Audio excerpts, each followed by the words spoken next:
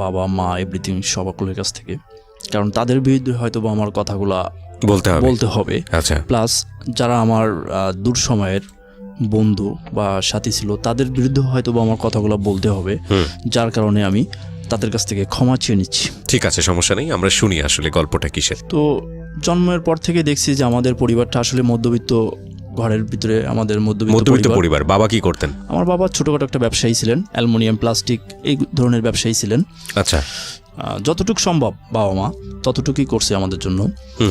তো আমার আম্মা বা আমার আব্বা আসলে মানে পড়াশোনার দিক থেকে এতটাই না। তো আমাদের ভাই বোন আমরা যারা আছি চেষ্টা করছে যে আমাদেরকে পড়াশোনা করানোর। তো এক পর্যায়ে আমি যখন আসলে 1998-99 সাল, জি, সে সময় আমি আমার গ্রাম থেকে মোংলা পোর্ট, অর্থাৎ ওখানে আমাদের ব্যবসা বাণিজ্য, ওখানে আমাদের আধিপত্য, এক কথায় সে সময়ের ঘটনা। তখন কোন ক্লাসে পড়েন আপনি? আমি তখন ক্লাস 5-এ পড়ি। ক্লাস 5-এ পড়েন। তো সে সময় আমি হঠাৎ বাজুয়াতে যাই, অর্থাৎ মোংলা পোর্ট। বাজুয়াটা কি মানে? এটা কি নৌকা বন্দর? হ্যাঁ, ওটা গ্রামের নাম, আচ্ছা, ইউনিয়নের নাম। ওকে, হ্যাঁ। এক্সামের প্রস্তুতি নেওয়া চলছে, তখনই আম্মু আমাকে বলছে যে তোমাকে তো একটু মোংলা যেতে হবে, তুমি যেতে পারবো? তাহলে হ্যাঁ যেতে পারবো, সমস্যা নাই। তো এইভাবে আমি চলে গেলাম মোংলা বন্দরে। যাওয়ার পর ওখান থেকে আসতেছি, তখন আমার দাদি বলতেছে যে তুমি বাড়িতে যাচ্ছ, তাহলে এই মাছগুলো নিয়ে যাও। জি। তো আমি ওখান থেকে মাছগুলো নিয়ে আসতেছি। তো হঠাৎ লঞ্চ পথে আসতেছি, গাড়ি পথে না। তো লঞ্চ পথে আসতেছি, তখন মাছ বরাবর আসার পরে সকালে উঠছি 9টার সময়, লঞ্চ আমাদের ঘাটে আসবে সন্ধ্যা 5টায়। তো লঞ্চ হঠাৎ নষ্ট হয়ে যায়, যার কারণে একটু আসতে প্রবলেম হয়। ওকে। তো রাত আনুমানিক 9টা কিংবা 10টার সময় ঘাটে লাভিয়ে দেয়। তো আমার কাছে ছিল শুকনা মাছ।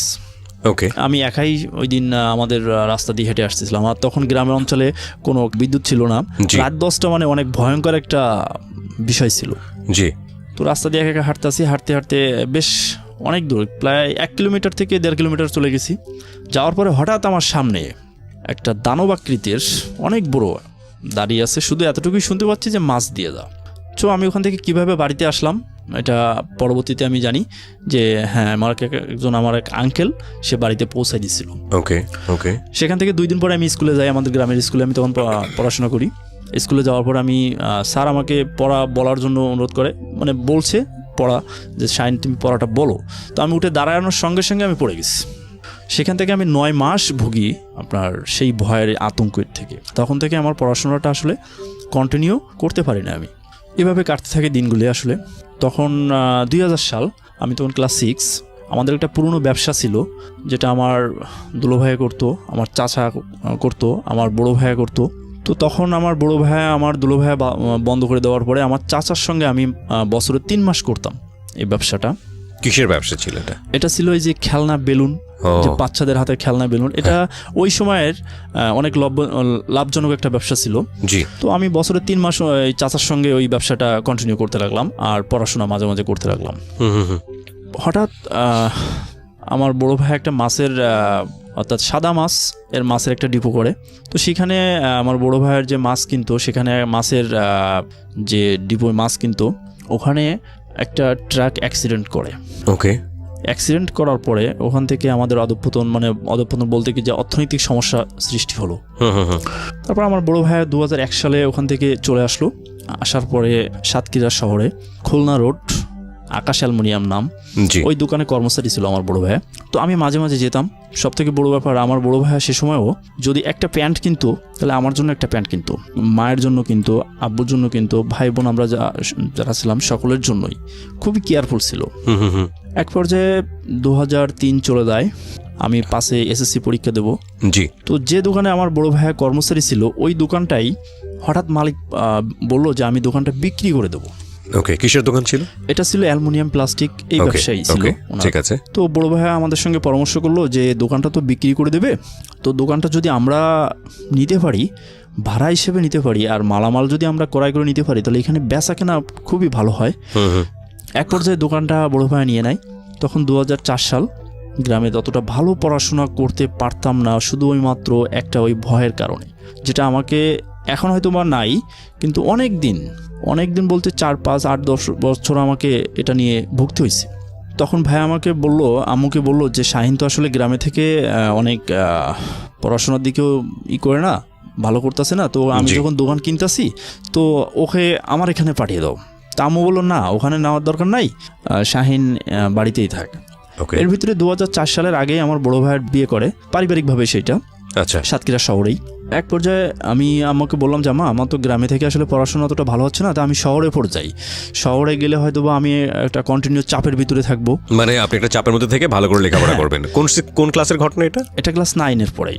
ওকে, এক পর্যায়ে আমি যখন সাতক্ষীরা যাই, সাতক্ষীরা আপনাকে পারমিশন দেয় আপনার মা যাওয়ার? হ্যাঁ, আম্মা পারমিশন দেয়। ওকে, কোথায় গেলেন, কোথায় উঠলেন?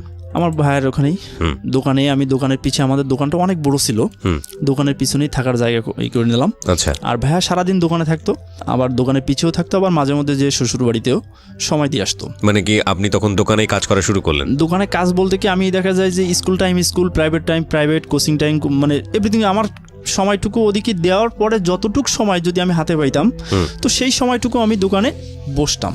এক পর্যায়ে যখন আসলে আমি তখন এতটা ব্যবসা সম্পর্কে বা আমার লাইফ হিসাবে এই ধরনের কোনো একটা চিন্তা ভাবনা ছিলই না, শুধু আমার পড়াশোনা আর বাদ বাকি সময়টুকু যদি হাতে 1 ঘন্টা সময় থাকতো দোকানে এসে বসতাম, বেচাকেনা করতাম। বেচাকেনা আল্লাহর রহমতে খুবই ভালোই হইতো। এভাবেই চলতে থাকলো। চলতে চলতে হঠাৎ দেখি যে আমাদের দোকানের অবস্থা খুবই খারাপ হয়ে যাচ্ছে। তো আমি তখন ক্লাস 9 থেকে যখন এর মধ্যে একটু ভুলে গেছি, আমি গ্রাম থেকে আমার রেজিস্ট্রেশন আবার সাতক্ষীরা ট্রান্সফার করে নিয়ে যাওয়া হয় ওখান থেকে পরীক্ষা দেওয়ার জন্য। আচ্ছা, তো আমি কন্টিনিউ কিন্তু তখন আসলে অনেক চাপের ভিতরে রইলাম। আমার সামনে এসএসসি পরীক্ষা, আমি পরীক্ষা দিব, দোকানের দিকে অতটা সময় আমি আর দিই না। জি, হঠাৎ একদিন আমার বড় ভাইয়া দোকানে আসতেছে না। আমি কি ব্যাপার, দোকানে আসতেছে না, গেল কোথায়? আমি কোচিংয়ে যাবো। তখন আমি ফোন ইউজ করতাম না, আমার বড় ভাইয়া ফোন ইউজ করতো না, টেলিফোন ছিল দোকানে। তো আমি কয়েক জায়গায় ফোন করলাম, ফোন করার পরে বললো যে না, আমাদের এখানে তো আসে নাই, আমরা সঠিক আসলে বলতে পারি না। ওকে, তো আমি কোচিংয়ে গেলাম না, স্কুলেও গেলাম না, দোকানে বসে থাকলাম। সন্ধ্যা হয়ে গেল, বড় ভাই আসলো না। আমি রাত 10টায় দোকান বন্ধ করে তখন খুঁজে বেরোলাম যে কোথায় আছে।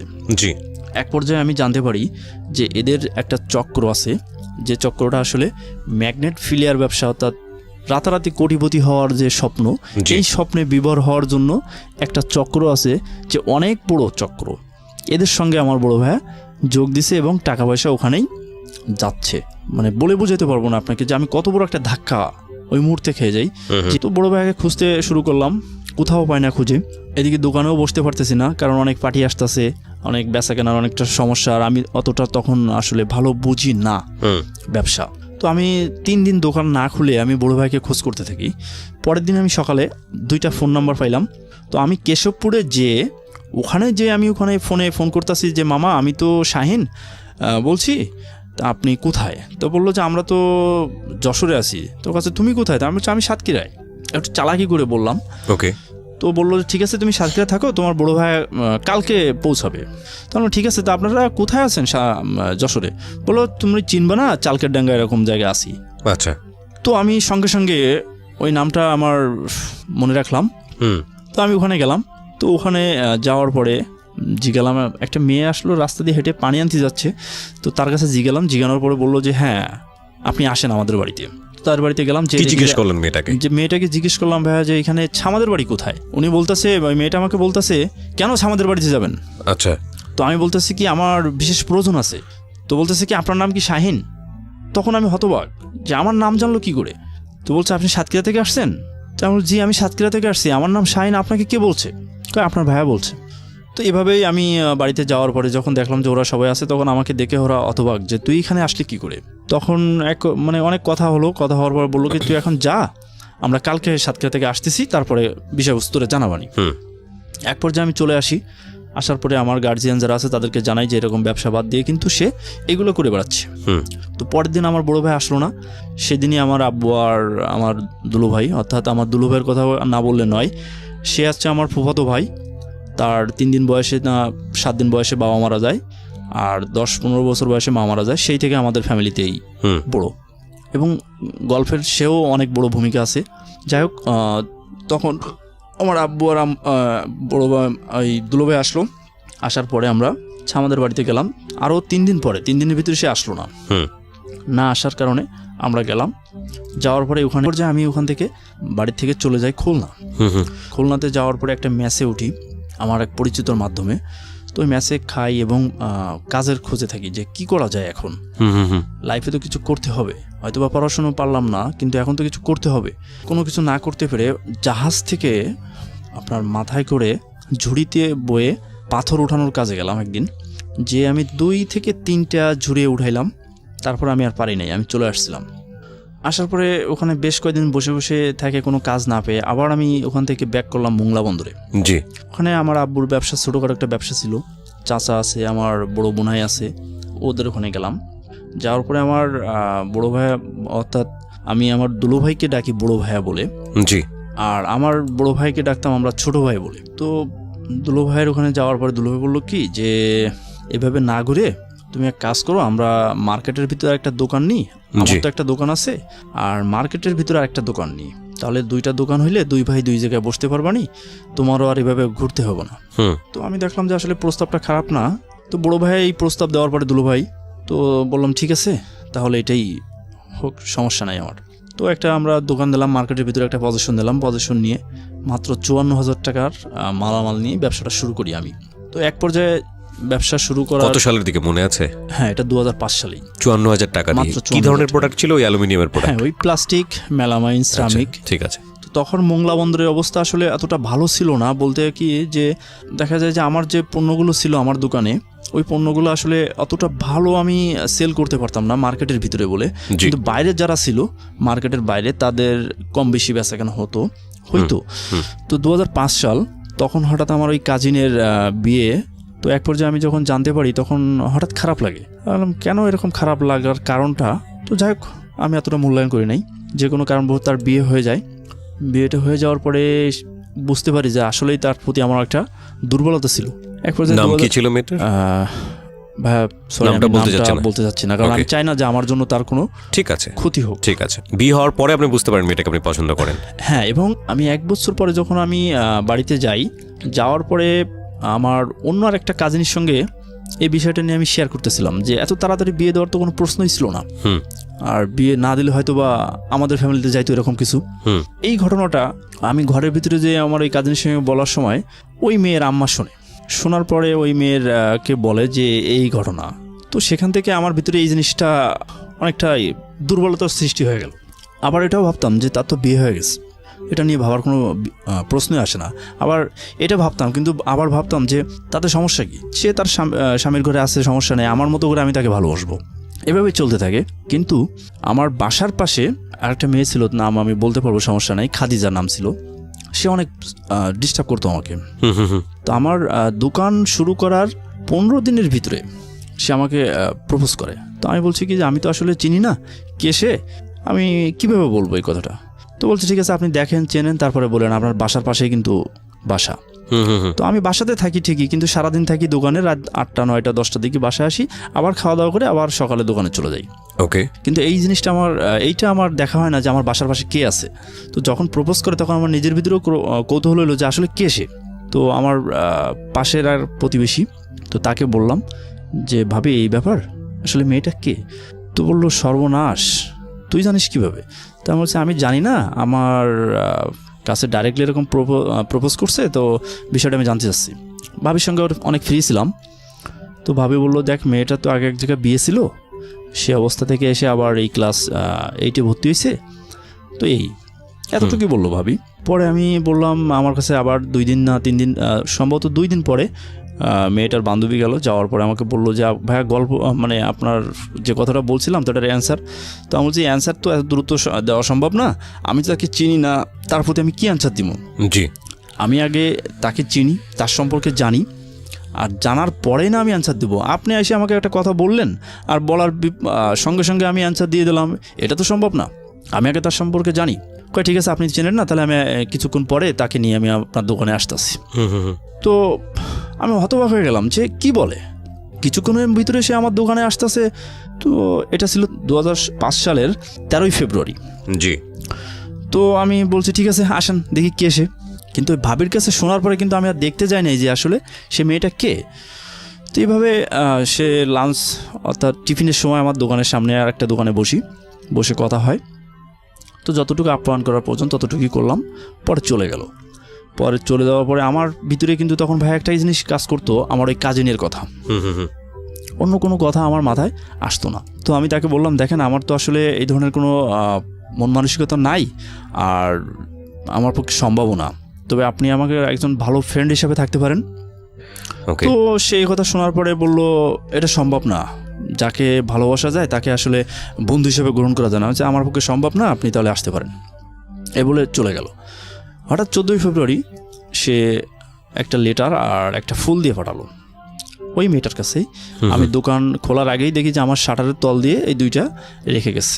তো সামনে দোকানদার বলতেছে আমার কাছে দিয়ে জানে, তো শাটারের তল দিয়ে দেখ একটা ফুল আর একটা লেটার দিয়ে গেছে। তো আমি দোকানটা খুলে দোকান ঝাড়ু দিয়ে দোকানে বসে সুন্দর মতো আমার কাজগুলো কমপ্লিট করে তারপরে আমি ওই জিনিসটা দেখতেছি যে আসলে কী লেখা। তো এক পর্যায়ে দেখলাম, দেখে আমার মতো আমি রেখে দিলাম ওইভাবে, যে দিয়ে যেহেতু গেছে যেহেতু দোকানে এক সাইডে রেখে দিই, তো এইভাবে কাটতে থাকে।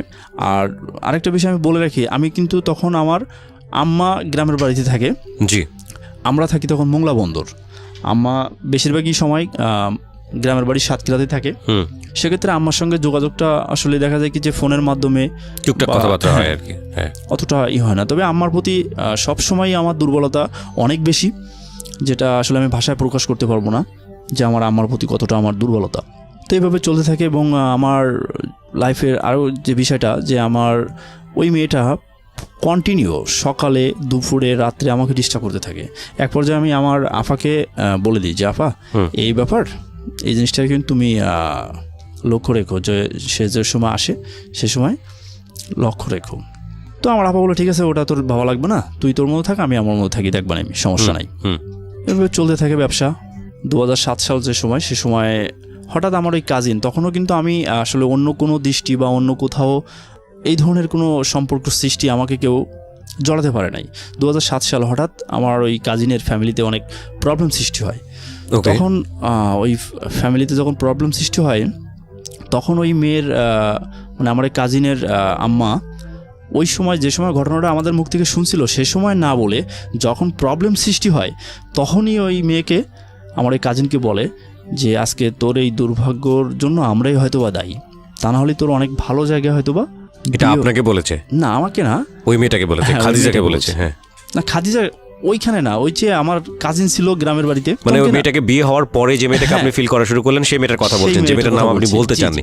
ওকে, ফাইন। হ্যাঁ, তো 2007 সাল তখন ওই মেয়েটার যখন ফ্যামিলিতে প্রবলেম সৃষ্টি হয়, এক পর্যায়ে আমি যখন জানতে পারি যে এরকম প্রবলেম সৃষ্টি হচ্ছে, তখন আমিও আমার আরেক কাজিনের সঙ্গে যোগাযোগ করি। যোগাযোগ করার পরে সে বলে সব ঘটনা, যে এই ব্যাপার। তো এইভাবেই জানা যায়। যাওয়ার পরে ওই মেয়েটা আমার সঙ্গে কথা বলে যে তুমি আগে কেন বলো নাই। তা বলছে আগে তো আসলে বলার সিচুয়েশন কখনো আমার হয় নাই, আর আমি আসলে বলার চেষ্টাও করি নাই। তো আমি তো তোমাকে অনেক সুযোগ, তোমার সঙ্গে অনেক ব্যবহার করছি। এক পর্যায়ে আমি বলে, দেখো যা হয়ে গেছে তো হয়ে গেছে, এটা নিয়ে এখন আর কথা বাড়িয়ে লাভ নাই। তো বলে, এটা নিয়ে কথা বাড়িয়ে এখন লাভ নাই, ঠিক আছে, আমি আপনার ওখানে চলে আসতেছি, আমি মোংলা বন্দরে চলে আসতেছি, আপনি প্রস্তুতি নেন। তো তখন অলরেডি তার একটা বেবি হয়ে গেছে। তো যখন একটা বেবির হয়ে গেছে, তখন আমি চিন্তা করলাম যে একটা ঘর ভাঙ্গা, আর তার হাজব্যান্ড রয়েছে, তার একটা বেবি রয়েছে, তাকে এভাবে নিয়ে চলে আসা, হ্যাঁ আমি তাকে অনেক লাইক করি, এটা আমি পরে বুঝছি, কিন্তু তাকে এভাবে নিয়ে আসা এটা হয়তো বা ঠিক হবে না। আর এটাতে আমাকে সমাজ কি বলবে, আমার আব্বা আম্মা আমার পরিবার কি বলবে, সমাজের কাছে মুখ কীভাবে দেখাবো, এই প্রশ্ন হঠাৎ জেগে গেল। আবার আমি তার প্রতি অনেক উইক। তো তখন থেকে আমার একটা বদ অভ্যাস হয়ে গেল যে আমি সারাদিন দোকানদারি করতাম আর রাত্রি ঘুমাইতাম না। রাত দেখা যায় 2টা 3টা 4টা, কোনো রাত ঘুমাইছি কোনো রাত ঘুমাইনি, এরকম একটা হ্যাবিট হয়ে গেল। তো এক পর্যায়ে ওই মেয়েটা অনেক চলে আসার জন্য প্রস্তুতি নেয়। তখন আমি আমার ব্যবসায়ী একজন পার্টনার বলতে আমার পাশাপাশি দোকান, তার সঙ্গে এই বিষয়টা শেয়ার করি। তো সে আমাকে পরামর্শ দেয় যে দেখো শাহিন, তোমার তো আসলে বয়স যে এতটা অনেক বেশি তাও না, তুমি আসলে বিষয়টা বুঝতে পারতেছো না যে কত বড় ভয়ঙ্কর একটা জিনিস তোমার সামনে ঘটতে যাচ্ছে। ওকে, তুমি এই বিষয়টা যদি সমাধান না করো, তাহলে তোমার পরিবার, তার পরিবার এবং যেখানে বিয়ে হয়েছে সেই পরিবারটাও ধ্বংস হয়ে যাবে। তোমার পরিবার থেকে হয়তো বা তোমাকে এমন কিছু করতে পারে যে তোমাকে মেনে না নিতে পারে, ওই মেয়েটার পরিবার থেকেও মেনে না নিতে পারে। তো তুমি বাড়িতে যাও, যে মেয়েটাকে বোঝায় যেভাবে পারো সমাধান করো। জি। তো আমি সে সময় রাত 10টা বাজে। তো আমি ভাবলাম যে বাড়িতে গেলে হয়তো বা প্রবলেম অন্যরকম হইতে পারে, তো আমি ফোনে কথা বলি। ওদেরও ফোন ছিল, তো আমি ফোনে কথা বললাম। এক পর্যায়ে আমি বললাম, দেখা আমি তো আসলে একটা বিষয় আমি তোমাদেরকে জানাই নাই, তো আমার তো আসলে একটা মেয়ের চয়েস আছে এবং অলরেডি তার সঙ্গে এঙ্গেজমেন্ট হয়ে গেছে অনেক আগেই, এটা আমি কাউকে বলি নাই। এই মিথ্যাটা আমি বলি। তো মিথ্যাটা বলার কারণে সে মেয়েটা অনেক কষ্ট পায় এবং সে মেয়েটা ওই স্বামীর ঘরে থাকাকালীনই প্রতি মাসে আমার জন্য একটা করে লেটার পাঠাইতো। এটা তার কাজিনের কাছে রেখে যেত, আমি যে সময় বাড়িতে যেতাম তখন আমার কাছে দিত। এই মেয়েটা, যে মেয়েটার নাম আপনি বলতে চাচ্ছেন না, জি রাইট। এছাড়া খাদিজা তো আপনাকে পছন্দ করতো। হ্যাঁ, খাদিজা তো মোংলা বন্দর, এটা রাইট। এভাবে চলতে থাকে। তো সে সময় যখন আমি ওই মিথ্যাটা বলি, ওই মেয়েটা তখন আর ফোন কেটে দিয়ে, এক কথায় ফোনটা কেটে দিয়ে বলে যে ঠিক আছে, আমার কপালে যা আছে হইব, আমি ওইখানেই চলে যাচ্ছি বলে ওখানে চলে যায়। বললাম যাক, একটা দিক থেকে অন্তত পক্ষে দুশ্চিন্তা মুক্ত হইলাম যে ওই হাজব্যান্ডের ঘরে যখন যাচ্ছে তখন আল্লাহ হয়তোবা তার লাইফে যেটা আছে ঘটবেই, আর দ্বিতীয় ঘটনা ঘটার সুযোগ নাই। এইভাবে আমি একদিক থেকে আনন্দিত, একদিক থেকে কষ্ট পাচ্ছি, কিন্তু মনের ভিতরে সবসময়ই তার প্রতি একটা দুর্বলতা কাজ করতো আমার। কিন্তু আবার চিন্তা করতাম যে যা হয়েছে যা তো হয়েছে, এটা তোমাকে মেনে নিতেই হবে। এর ভিতরে ভাইয়া আমার বড় ভাই বিদেশ যাওয়ার জন্য একটা যে বাইরের রাষ্ট্রে চলে যাওয়ার জন্য সে প্রস্তুতি নেয় এবং যাওয়ার হয়তোবা 5 বোন। তো সে সময় 2 বোনের বিয়ে হয়ে যায়, 3 বোন পড়াশোনা করে। যতটুকু সম্ভব চেষ্টা করি যে সবার চাহিদা পূরণ করার।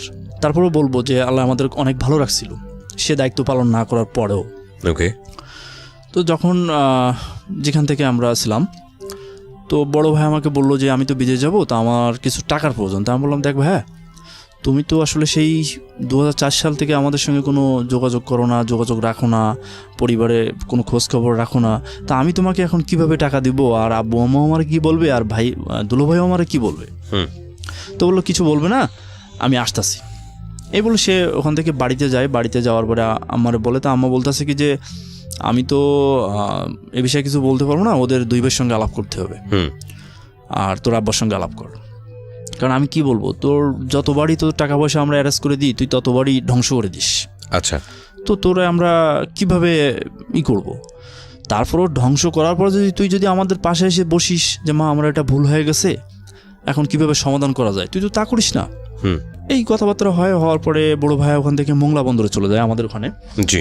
তো ওখানে যাওয়ার পরে আমাদেরকে বলে যে আমি যা করছি ভুল হয়ে গেছে, আমার মাফ করো, আমি এখন বিদেশ যাবো, আমার কিছু টাকা পয়সার প্রয়োজন। এটা বড় ভাই বলে? হ্যাঁ। তো আমার দুলোভাই বলতেছে কি যে টাকা পয়সার প্রয়োজন, তো যখন টাকা পয়সার প্রয়োজন হয় তখন তুই সামনে আসিস, আর টাকা পয়সার যখন প্রয়োজন না হয় তখন তুই সামনে আসিস না।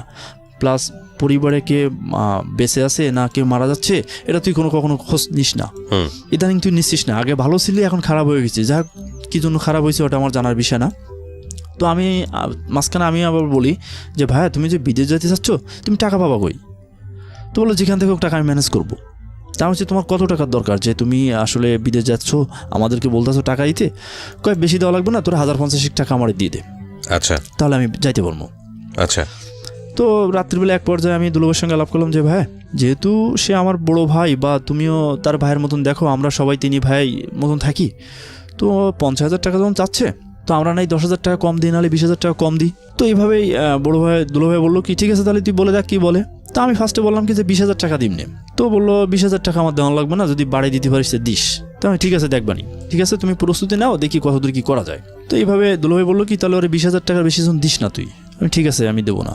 তো দুলোভাই বলতেছে 20,000 টাকা যদি তোর ব্যবসার থেকে বের করে দিস, তাহলে তো তোর ব্যবসার মাত্র পুঁজি এতটুকু, তাহলে তুই কীভাবে কী করবি? তাহলে করি, ও যাওয়ার আগ মুহূর্তে তোর এই টাকাটা দিবানি, আমি একটা এনজিও থেকে একটা লোন করে দিই, তাহলে দেখা যায় আমি একটু সময় পাবানি, ও আবার টাকাটা দিলে, বিদেশে যাওয়ার পরে টাকাটা দিলে ওখানে আমি আবার জমা দিয়ে দেবানি। বলো ঠিক আছে, তাহলে এটা আর ভালো হয়, তাহলে তোর ব্যবসার ক্ষতি হবে না। এই কথাবার্তা হলো। এর ভিতরে আপনার ও বিদেশ যাওয়ার সম্পূর্ণ প্রস্তুতি নেওয়ার পরে আমি ফার্স্টে 20,000 টাকা দিই। দেওয়ার পরে আমি অন্য আরেকটা এনজিও থেকে 30,000 টাকা গোপনে উঠে, যেটা আমার দুলোভাই জানতো না। কোন দেশে যাওয়ার প্রিপারেশন নিচ্ছে? এটা মালয়েশিয়া যাওয়ার জন্য। ওকে। তো আল্লাহর রহমতে ও সুন্দরভাবে মালয়েশিয়া চলে যায়। যাওয়ার পরে আজকে এই সমস্যা, কালকে ওই সমস্যা, এই প্রবলেম, ওইটার এই প্রবলেম, আমার শরীর খারাপ, শাহিন আমাকে ঔষধ পাঠা বাংলাদেশ থেকে। আচ্ছা। তো আমি বাংলাদেশ থেকে বাংলাদেশ ডাক বিভাগের মাধ্যমে গোপনে জানাইতাম না, তবে আমার অনেক খরচ হইতো। আমি বেশ 7-8 বার তাকে ঔষধ পাঠাইছি বাংলাদেশ থেকে। আচ্ছা, যাই হোক, সে যাওয়ার পরে সে কোনো অবস্থাতে টাকা দেয় না। যাই হোক, টাকা দেয় না, ভাইয়া টাকা দাও, এইভাবে বিভিন্ন রকম কথা হয়। তো এক পর্যায়ে সে মাঝে মাঝে কিছু করে টাকা দিলে আমি কিছু কিছু করে আবার দিনা পরিশোধ করি। তো এর ভিতরে আমার ওই যে আমাদের মোংলা বন্দরের যে পাশের যে মেয়েটা ছিল, ওই সময় আমার উপরে জিদ করে, মানে কন্টিনিউ সে আমাকে অনেক বিরক্ত করতে লাগলো, তখন আর বেশি। জি। তখন এক পর্যায়ে আমার উপরে জিদ করে অন্য জায়গায় বিয়ে বসে গেল। খাদিজা অন্য জায়গায় বিয়ে বসে গেল। হ্যাঁ, তার পরিবার থেকে বিয়ে। আপনার তখন লেখাপড়ার কি অবস্থা? আমার লেখাপড়া তখন সম্পূর্ণ বন্ধ হয়ে গেছে। কেন? আপনি তো পয়সা করে ভালো ইনকাম করছিলেন। আমি পয়সা করি ভালো ইনকাম করলেও তখন আমার আসলে পড়াশোনার প্রতি আর কোনো ইন্টারেস্ট ছিল না, বলতে মন মানসিকতা ছিল না। জি।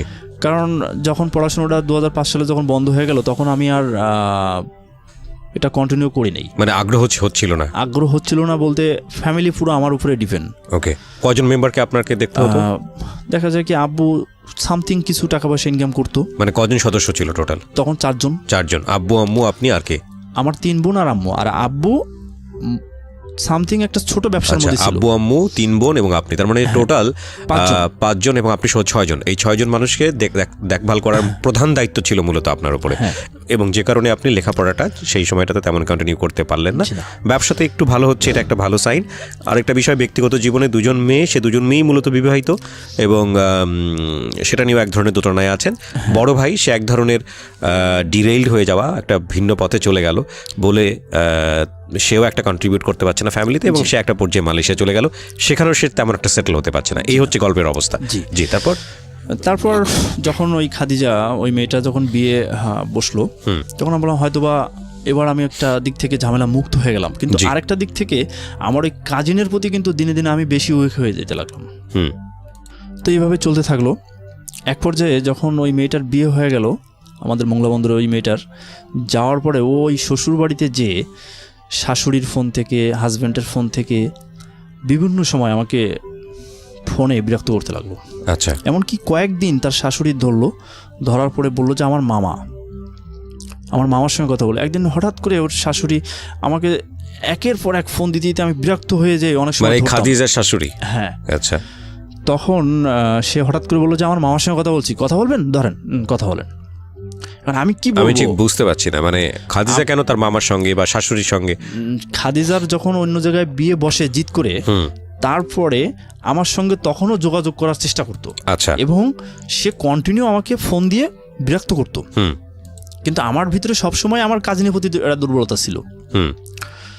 এক পর্যায়ে যখন খাদিজা অনেক ফোন দিয়ে বিরক্ত করতো, তখন আমি অনেক সময় ফোন অফ করে রাখতাম।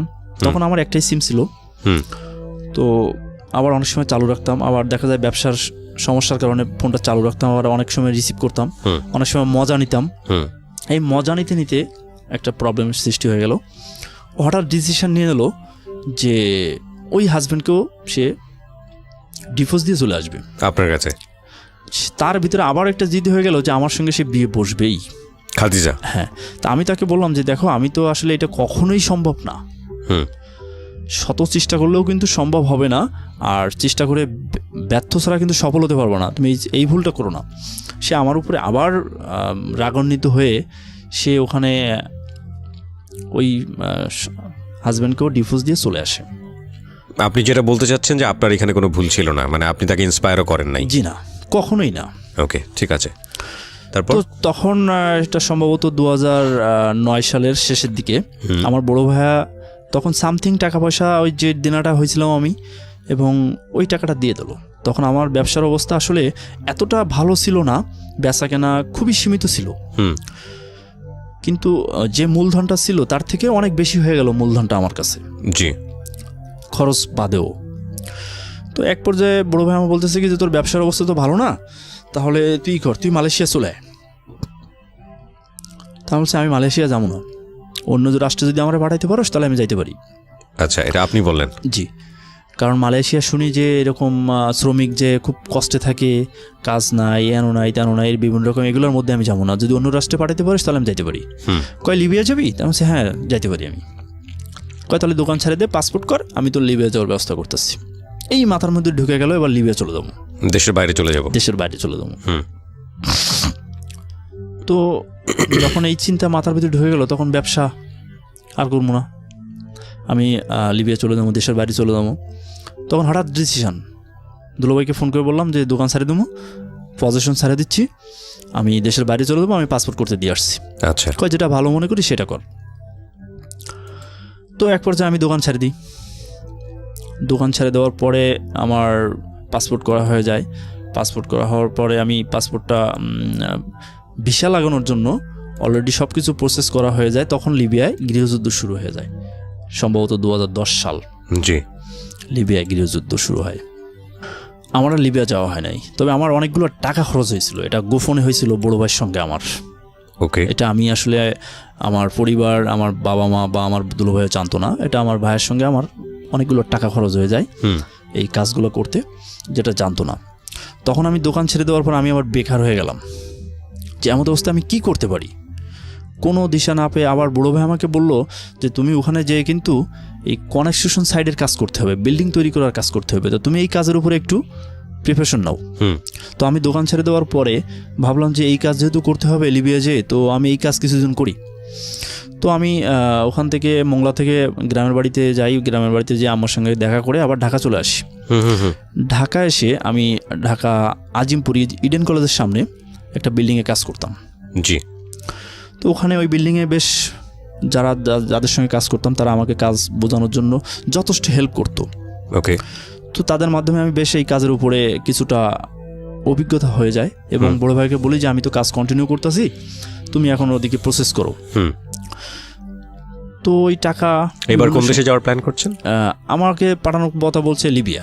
লিবিয়া তো বন্ধ হয়ে গেল ওই সময়টা। না, ওই সময়ের কথা আমি বলছি। আচ্ছা আচ্ছা, ওকে। ওই সময়ের কথাটাই বলছি আমি, ওই সময়ের আগের কথাটাও যে বুঝতে পারছি, আপনি আরো ইলাবোরেট করছেন ঘটনাটা। হ্যাঁ, বলুন তারপর। তো যখন ভাইয়া যখন এটা মানে লাস্ট ফিনিশিং যখন লিবিয়া যাওয়া বন্ধ হয়ে গেল, তখন আমি দিশেহারা হয়ে গেলাম যে আমি এখন কি করব, আমার ব্যবসাও নাই, আর আমি এখন কাজ করতেছি, আর আমার বড় ভাই এখন আমাকে আর নিবে না। বড় ভাই তখন অলরেডি ডিসিশন জানাই দিছে যে আমার পক্ষে সম্ভব না।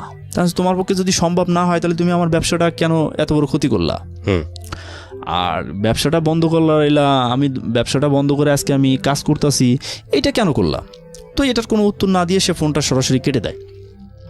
তো আমি মানে পুরো একবারে কি বলবো ভাই, আসলে আমি বুঝাইতে পারবো না আপনাকে যে আমি কত বড় একটা হয়ে গেলাম, যে আমার ব্যবসা নাই, আমার হাতে কোনো কাজ নাই যে আমি কাজ করে খাবো, এই ধরনের কোনো একটা নেই। এদিকে বাড়িতে দেখা যায় আম্মু, ছোট বোনেরা তারা পড়াশোনা করে, তো তাদের খরচ, আমার নিজের একটা চলার, তখন টেনশন মাথার প্রতি প্রচুর পরিমাণে বেঁধে গেল।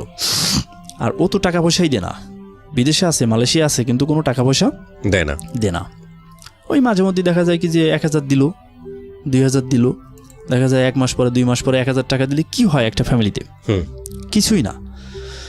তো আমি কন্টিনিউ করে যেতে লাগলাম ওই কাজ, যে কাজটা আমি লিবিয়া যে করার কথা ছিল সেই কাজ কন্টিনিউ বাংলাদেশে করতে থাকি। কি ছিল কাজটা? এই বিল্ডিং তৈরির কাজ, কনস্ট্রাকশনের কাজ, রাজমিস্ত্রি যেটাকে বলে বাংলায়। হ্যাঁ। তো এই কাজটা আমি করতে থাকি।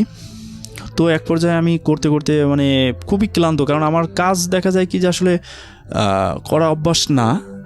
তো আমি বেশ কিছুদিন কাজ করলাম। কাজ করার পরে আমি আবার আমার দুলোভাইয়ের সঙ্গে কন্টিনিউ যোগাযোগ করতে লাগলাম যে ভাইয়া দিতে পারবো আমি। তো বললো যে তোর ভাইয়ারে যতবার সাপোর্ট দিলাম, তোর ভাইয়া তো এই মানে অসামাজিক কাজের সঙ্গে বা যেগুলো আমার পছন্দ না বা যেগুলো সমাজে মেনে নেওয়া যায় না, শুধু ক্ষতিগ্রস্ত হওয়া ছাড়া তো কিছুই করে না।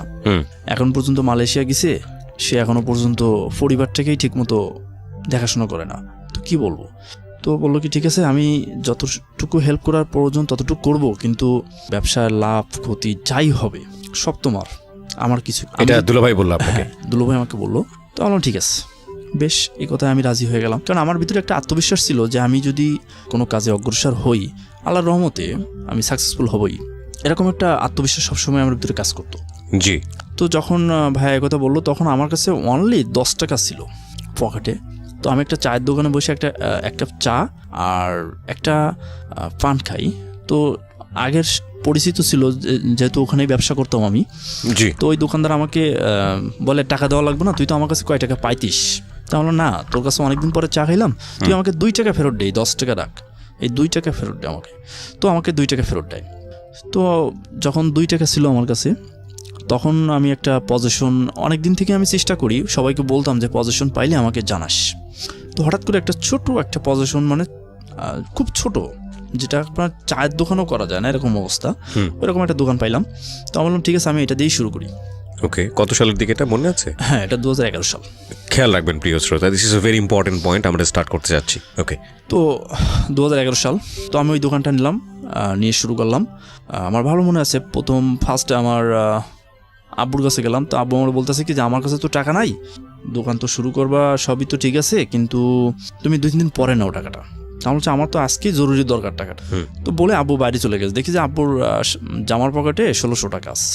তো আমি ওই 1600 টাকা নিয়ে চলে আসছি, আর পাশের রুমে ওনাকে বলে আসছি যে আব্বুর শার্টের পকেটে যে টাকা ছিল ওই টাকা কিন্তু আমি নিয়ে চলে আসছি, বলে আমি চলে আসছি।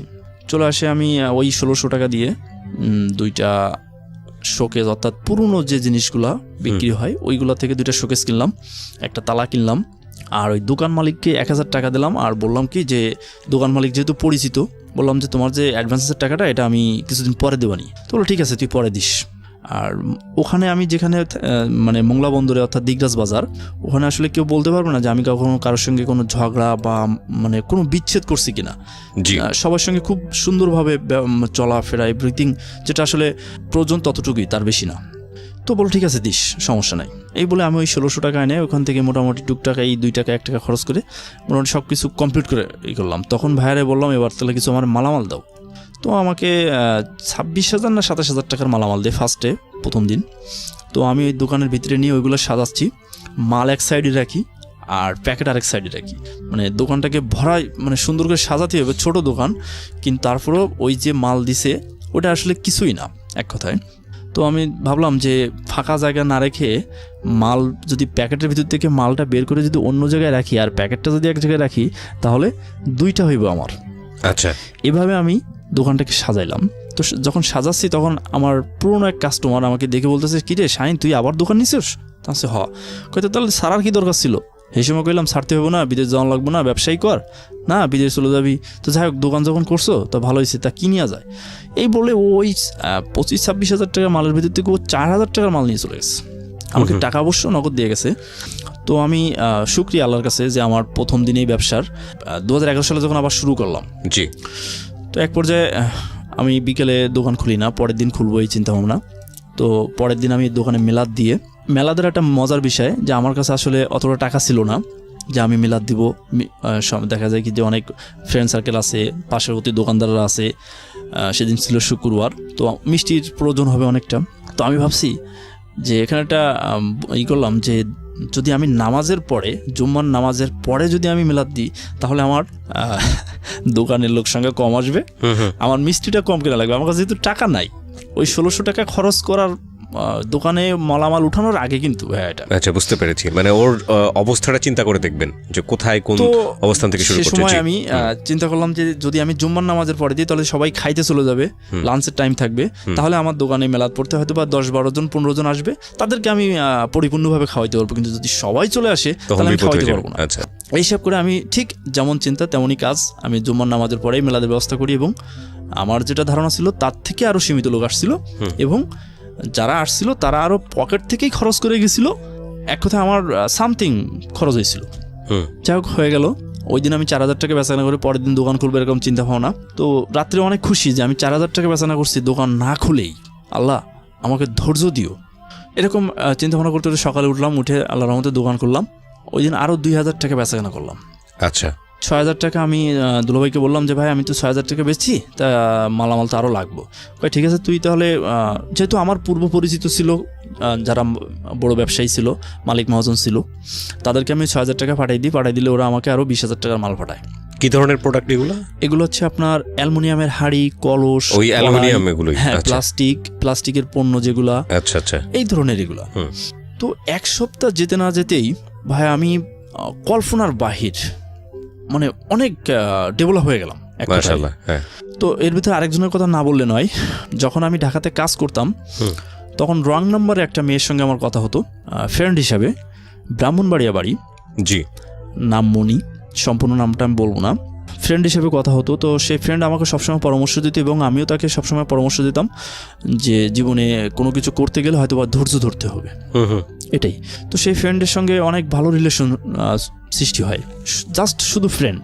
জি। তো সে ঢাকাতে আসে আমার সঙ্গেও দেখা করে, আমি আবার ব্রাহ্মণবাড়িতেও যাই, যে দেখা করি তার সঙ্গে। তো এক পর্যায়ে আমার সেই ফ্রেন্ডের সঙ্গে খুব ভালো একটা রিলেশন সৃষ্টি হয়, যেটা আসলে ফ্রেন্ডের যতটা ভালো বলা যায় ভাই ততটা, তার থেকে বেশি ছাড়া আমি কম বলবো না। তো যখন আমি ব্যবসা শুরু করি তখন ওই ফ্রেন্ডও অনেক আমাকে মানসিকভাবে মানে সহযোগিতা করতো। তো যখন ব্যবসা আমার এক সপ্তাহ যাইতে না যেতে আমি অনেক মানে মানসিকভাবে ব্যবসায়িকভাবে অনেকটা দেখলাম যে আসলে আমি অনেকটা ভালো পর্যায়ে যাচ্ছি। তখন আমার একটা দিন যায় আর আমার বেচাকেনা বৃদ্ধি পায় ভাই, প্রতিটা দিন যায় আর আমার বেচাকেনা 500, 1000, 2000, 4000, 5000 থেকে 10,000, 15,000 টাকা এরকমভাবে বাড়তে থাকে। জি। তখন আমার দুলোভাই বলে, তুই তো ভালোই বেচাকেনা করতেছো, তা মালামাল লাগলে তাহলে খুলনার থেকে নিস। আমি মালামাল লাগলে খুলনার থেকে নেবো, ওরা অলরেডি আমাকে বলতেছে যে তোর যা লাগে তুই লয়ে যাস। এবং দেখা যাচ্ছে কি আমি প্রতিদিন বেচাকেনা করি আর ওই টাকা পাঠিয়ে দিই। ওকে। তো এইভাবে এক মাস 2 মাস আমার ব্যবসার আল্লাহর রহমতে অনেক ডেভেলপ হয়ে গেল। তো আমি চিন্তা করলাম যে সবই তো চলতেছে ভালো, কিন্তু আমার একটা দিক থেকেই তো খারাপ হয়ে গেল যে আমি এসএসসিটা পাস করতে পারলাম না। যে ভাবা সেই কাজ, চিন্তা করলাম যে বাংলাদেশ ওপেন ইউনিভার্সিটি উন্মুক্ত বিশ্ববিদ্যালয়ে ভর্তি হয়ে যাব। ওপেনে যখন ভর্তি হইলাম তখন মন মানসিকতাও অনেকটা ভালো লাগলো যে না, এটাও আমার একটা সাকসেসফুল হবে আশা করি। দেখা যায় কি যে বছরে 20টা ক্লাস কোনো ব্যাপার না, আর ব্যবসার পাশাপাশি ওটাও আমার পক্ষে সম্ভব, এই চিন্তা। যাই হোক, ওপেন ইউনিভার্সিটিতে ভর্তি হলাম, ওখানে চলতেছে, ব্যবসাও চলতেছে। ব্যবসা ভাইয়া বলবো কি যে এত ভালোভাবে চলতেছে এবং মানে প্রতিদিন যদি অন্য দোকানে 2,000 টাকা, অন্য দোকানে যদি 10,000 টাকা বেচতেছে, তা আমি বেচতেছি 20,000 টাকা। আচ্ছা, এরকম একটা পর্যায়ে চলে গেলাম আমি। ওকে, ভাগ্য তো অনেক বড় একটা ব্যাপার, তো এবং ভাগ্য আপনাকে ফেভার করে যাচ্ছে সামহাও। হ্যাঁ, এক পর্যায়ে আমি ডিসিশন নিলাম যে আমার হাতে কিছুটা সময় ফ্রি থাকে, যেমন লাঞ্চের টাইম। আবার দেখা যায় যে সব সময় দেখা যায় যে বেচাকেনা তো হয় না, কিছু কিছু সময় আমার হাতে ফ্রি থাকে। এবং আমি বলে রাখি যে আমার দোকানটা ছিল কলেজ স্কুল এর মেন রোডেই। আচ্ছা আচ্ছা, মেন রোডের পাশেই ছিল আমার দোকানটা, এবং আমার দোকানের সামনে দিয়েই কলেজে যেতে হয়, স্কুলে যেতে হয়, হাই স্কুলে যেতে হয়, primary school, high school, college আমার দোকানের সামনে দিয়ে যেতে হয়। জি। তো এক পর্যায়ে আমি চিন্তা করলাম যে এই রোড দিয়ে এত মানুষের চলাচল, আর যেহেতু স্কুল টাইমেই তো অনেক বেশি চলাচল এবং বিকাল টাইমেও অনেক বেশি রানিং এই রোডটায়, তো আমি আমার এখানে বসে অন্য একটা ব্যবসা করতে পারি। যেহেতু আমার হাতে কিছুটা সময় থাকে, বেচাকেনার মাঝে মাঝে কিছুটা সময় থাকে, এই সময়টা আমি অন্য কিছু করতে পারি। আর অন্য কিছুর একটা করার কারণ ছিল এই যে আমার ব্যবসার যে মূলধন, এই মূলধন তো আসলে আমার খুব সীমিত। আমার 1 টাকা আর হচ্ছে অন্যের 2 টাকা, আমার দুলোভাইয়ের টাকা, প্লাস যখন আমার ব্যবসার অগ্রসর হতে লাগলো তখন দেখা যায় আমি সাইড থেকেও হেল্প পাইলাম কিছুটা। জি। তো আমি চিন্তা করলাম যে এর থেকে যদি আমার ফ্যামিলির সব কিছু আমার মেনটেন করতে হয়, তাহলে দেখা যায় কি যে আমি অনেকটা চাপে পড়ে যাব। তো যদি এর পাশাপাশি আমি অন্য আরেকটা ব্যবসা করি, সেই ব্যবসাটা থেকেও যদি সে ব্যবসাটায় ইনভেস্ট কম, কিন্তু যদি আমার দিন শেষে 200 টাকা যদি আমার লভ্যাংশ থাকে, তাহলে ওই 200 টাকা আমার ফ্যামিলির জন্য বড় ভূমিকা পালন করবে। এই চিন্তা করে আমি চিন্তা করলাম যে তাহলে কি করা যায়। হঠাৎ আমার মাথায় আসলো যে এখানে তো আমি ফ্ল্যাক্সি লোড এর ব্যবসা করতে পারি। এই চিন্তা করে আমি যোগাযোগ করলাম আমার এক বন্ধুর সঙ্গে। আমার বন্ধুর সঙ্গে যোগাযোগ করলে বলো কোনো ব্যাপার না, আমি তোকে এই সিম পাওয়ার দেওয়ার জন্য ব্যবস্থা করতেছি। তো আমাকে ওই ফ্ল্যাক্সি লোডের সিম এবং দিয়ে দেয় কোম্পানির কাছ থেকে, গ্রামীণফোন, বাংলালিংক, সবগুলোই। তো দেওয়ার পরে এক পর্যায়ে আমি ওগুলো রানিং করতে লাগলাম। এখন যখন ওগুলো নিয়ে যখন আমি ব্যবসা শুরু করি, তখন আমার ব্যবসার মানে গতি এত বৃদ্ধি হয়ে গেল যে অনেকেই ফ্ল্যাক্সি লোড দিতে এসে আমার দোকান থেকে একটা পণ্য কিনে নিয়ে চলে যায়, আবার অন্য পণ্য কিনতে এসে আমার দোকান থেকে ফ্ল্যাক্সি লোড দিয়ে চলে যায়।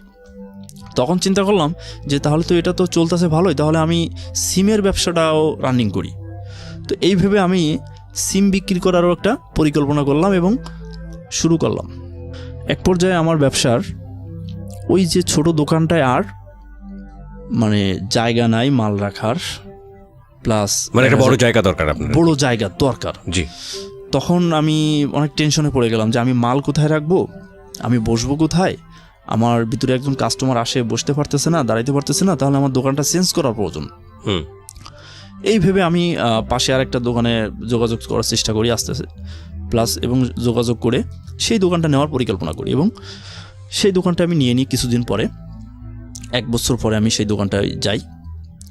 যাওয়ার পরে আমার এক ব্যবসায়ী RFL কোম্পানির এক HR ছিল, সে আমাকে বলল যে দেখো, তুমি যেভাবে বেচাকেনা করো আর যেভাবে মালামাল কেনো, এইভাবে যদি না কিনে তুমি যদি একটু কষ্ট করে কোম্পানির একটা ডিলারশিপ ওপেন করে নাও, তাহলে দেখা যায় তোমার CN-এর টাকা থাকবে, ইয়ারলির টাকা থাকবে, এভরিথিং তোমার কিন্তু মালটাও ক্রয় করবা আরও 2 টাকা কমে। তো আমি হিসাব করে দেখলাম যে আসলে এটাও সত্য।